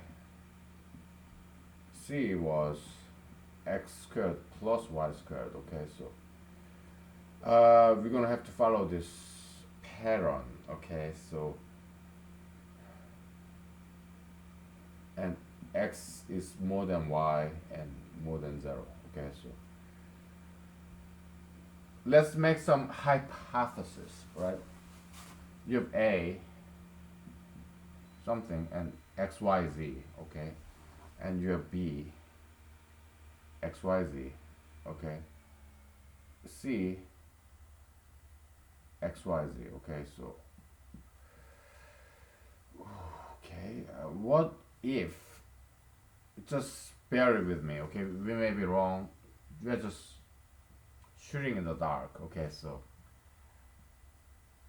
just some legitimate generalization, okay, there are a lot of different direction of generalization, but let's take a shot at it, okay, so maybe it's 3 times x y z, okay, we don't know, right?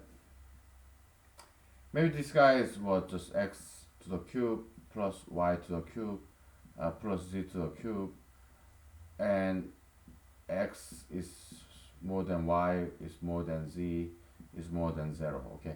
We'll take a shot at it, okay? So we don't know whether this is correct or not. It's our conjecture, hypothesis.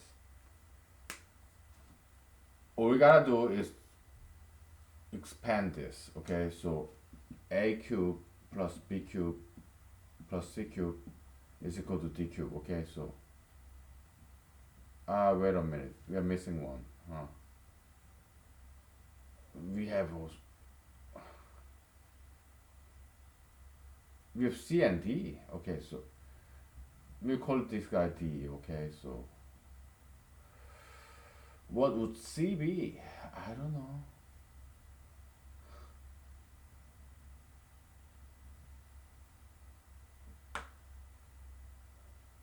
Do you? But we'll do without C, okay? We'll just expand this thing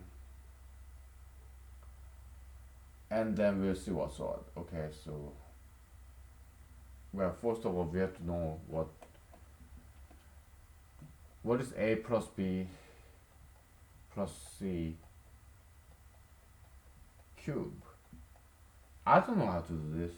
Okay, so I mean, it's gonna be long and laborious. We gotta use different color, right? Yeah.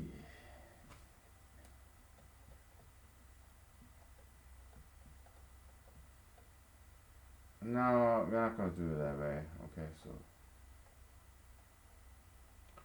cube is square times 1, square plus 1. Okay, so we'll do it that way. Okay, so if you square this, I know that a squared is b squared.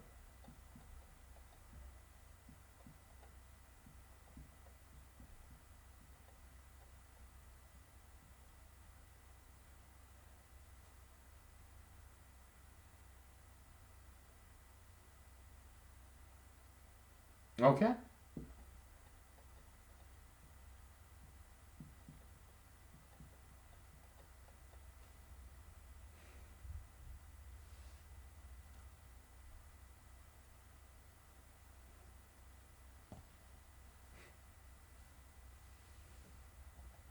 Back in the middle school. Okay, so yeah.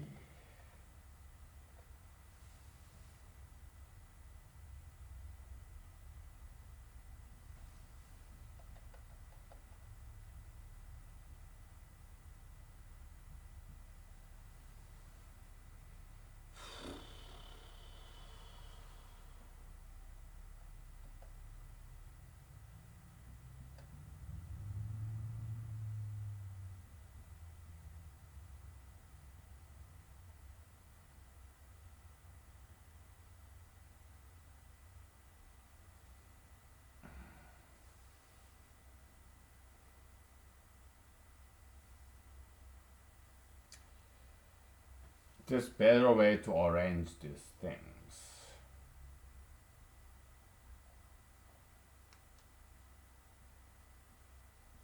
A B A C. Okay.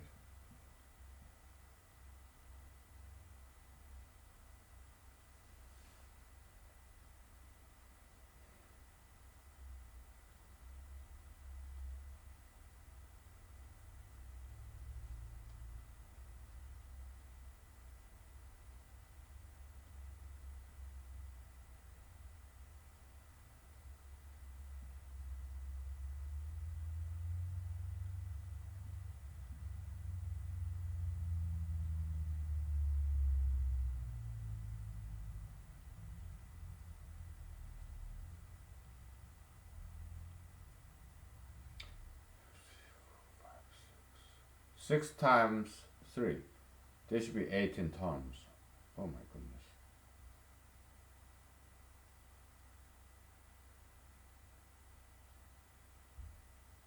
1, 2, 3, 4, 5, 6, 7, 8, 9. Um,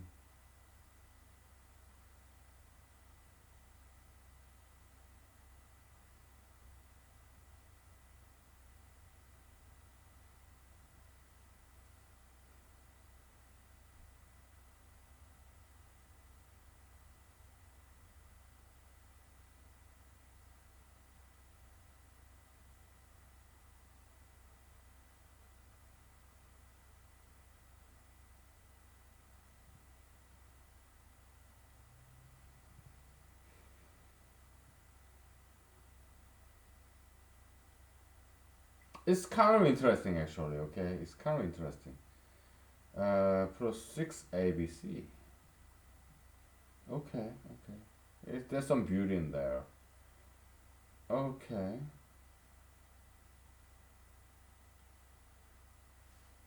Yeah, it's ugly, but at the same time, it's a little, there's some beauty in here. Okay, so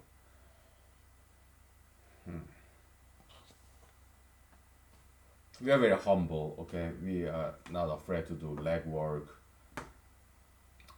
We don't feel ashamed by us cleaning the bathroom, toilet bowl. We are humble souls. Okay, so that's why we are better than professional mathematicians. Okay, it's kind of they're kind of elitists, PhDs, professors, researchers, whatever. Yeah, we are kind of low down, humble, dirty, ghetto. Okay, so that's why we can be better than those people. Okay, because we are humble. All right, we go low down. Okay, bare naked truth, humble, humility, which Solomon said is the beginning of knowledge. Okay, you have to fear God, humble yourself, then you can obtain nirvana, enlightenment, discovery of knowledge. Like gold miner, gold digger. 1, 2, 3, 4, 5, 6, 7, 8, 9, 10. We gotta add more. Yeah, we have add more terms.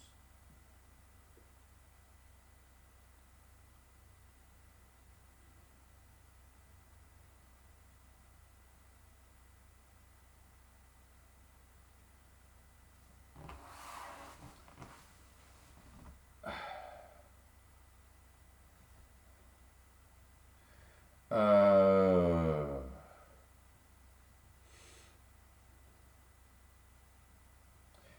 a times b squared. Okay, so we have ab plus ab squared, and plus same way ac squared plus bc squared. Okay.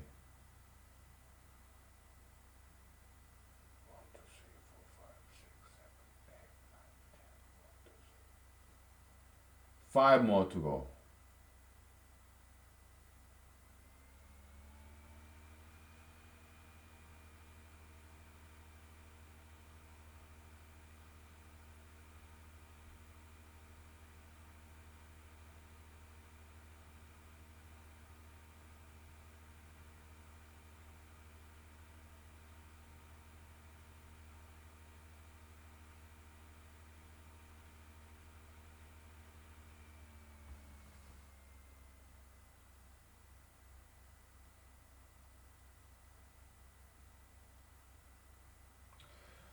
Okay, we have a squared b,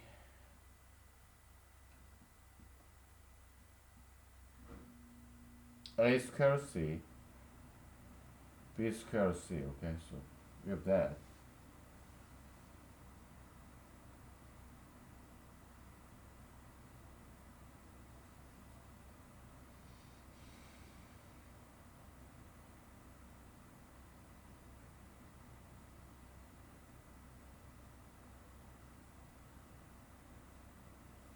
1, 2, 3, 4, 5, 6, 7, 8, 9, 10, 11, 12, 13, 14, 15, 16. Two more. Okay, okay.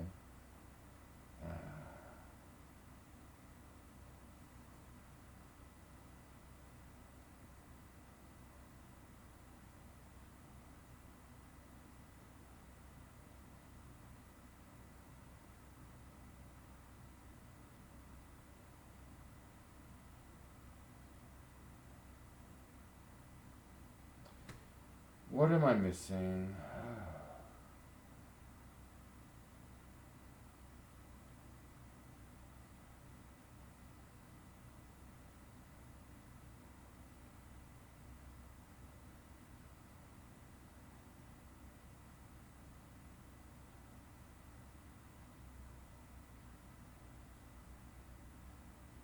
Okay, it's including this. Okay, so we're missing two more, right? Two ABC, two ABC, two ABC. So that's two. 1, 2, 3, 4, 5, 6, 7, 8, 9, 10, 11, 12, 13, 14, 16. 1, 2, 3, 4, 5, 6, 7, 8, 9, 10, 11, 12, 13, 14, 15, 16, and the two more is like 2 ABC, 2 ABC, 2 ABC. So yeah, that is included. We got this. Okay, so this whole thing boils down to. I told you I didn't want to do this. Okay, so we're so manual, laborious, but we are humble. Okay, we are laborers, construction workers. Okay, beggars, bag boys, but we work. Okay, we are not beggars on the street. We are beggars, bag boys on the in the supermarket. Okay, there's some beauty in this. Okay,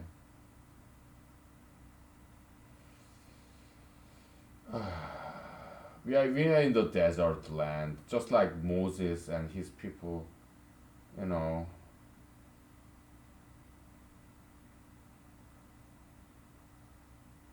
Exodus.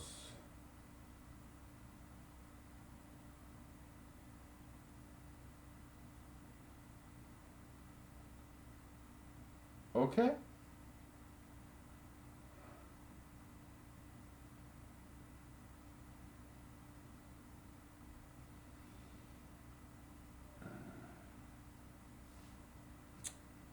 Yeah.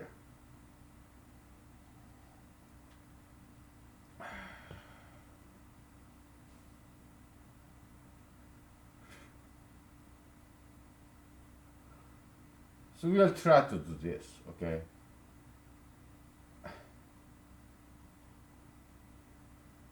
Probably this is why nobody ever done this before, because it's too laborious, it's too tedious. But we are patient people. Okay. So after 5 minutes break, we get another whiteboard and we'll try to expand this shit.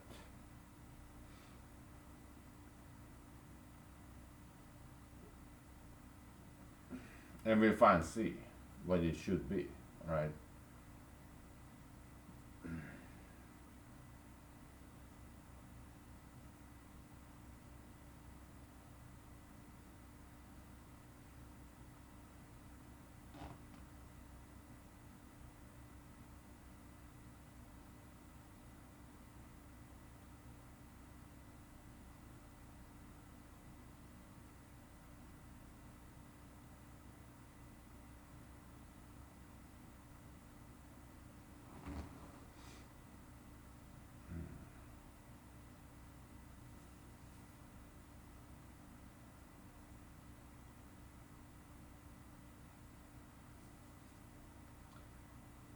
But before we go any further,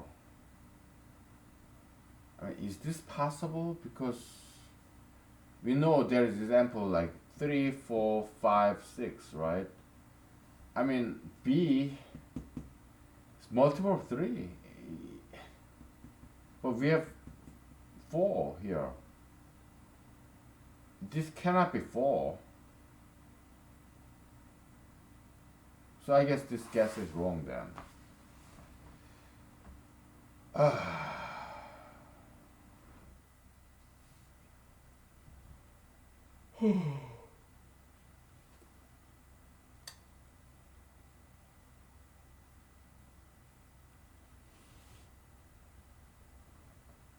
It's a difficult problem. That's why nobody could do this. Not yet. Okay, so. Oof.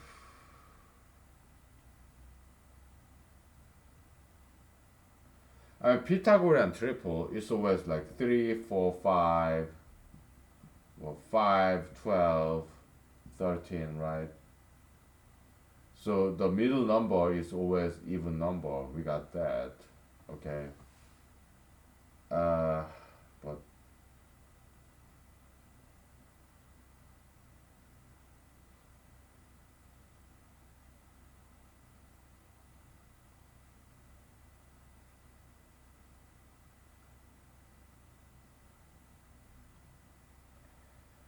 what if we put this as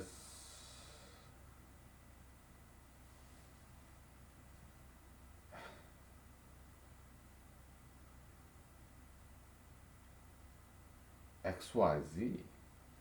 The least it can be is 1, 2, 3. Multiple of 6? But 4 is not multiple of 6. So it cannot be XYZ. Is there some different direction of generalization then we can expand this?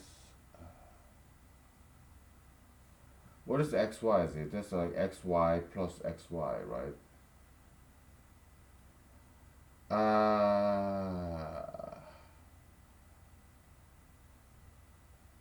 Or XY plus YX. How about that? XY plus YX.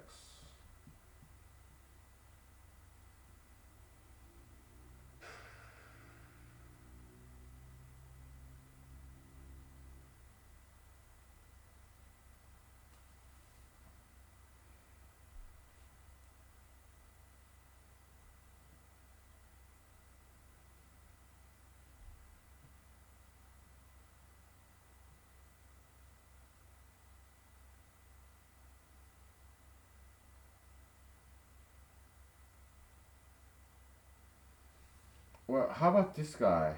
Number 3, okay, so 1, 2, 3, right? 1, 2 to the third, 3 to the third, 27 minus 8 plus 1. What? 20? This is not working, okay? It's not working, I'm sorry.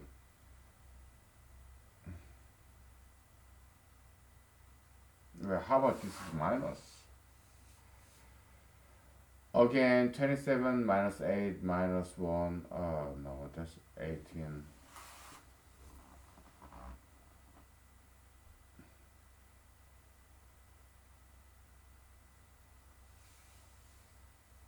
Oh, I don't know how to do this. I really don't. Okay. It's too difficult for me.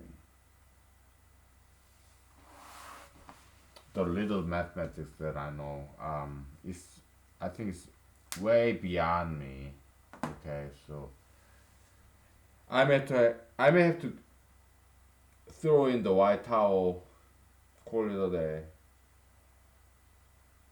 I may have to give up on this for good, or just at least for today. Okay, so I'm not seeing any white light at the end of the tunnel. Okay, I just don't see it. So our second approach failed, just like our first approach. So I have to do some Google search, Bing search. I gotta learn some more, get some more new information that new to me, and try again tomorrow, I guess. Okay, so all right, let's call it a day. Thank you. Happy Monday night. Bye.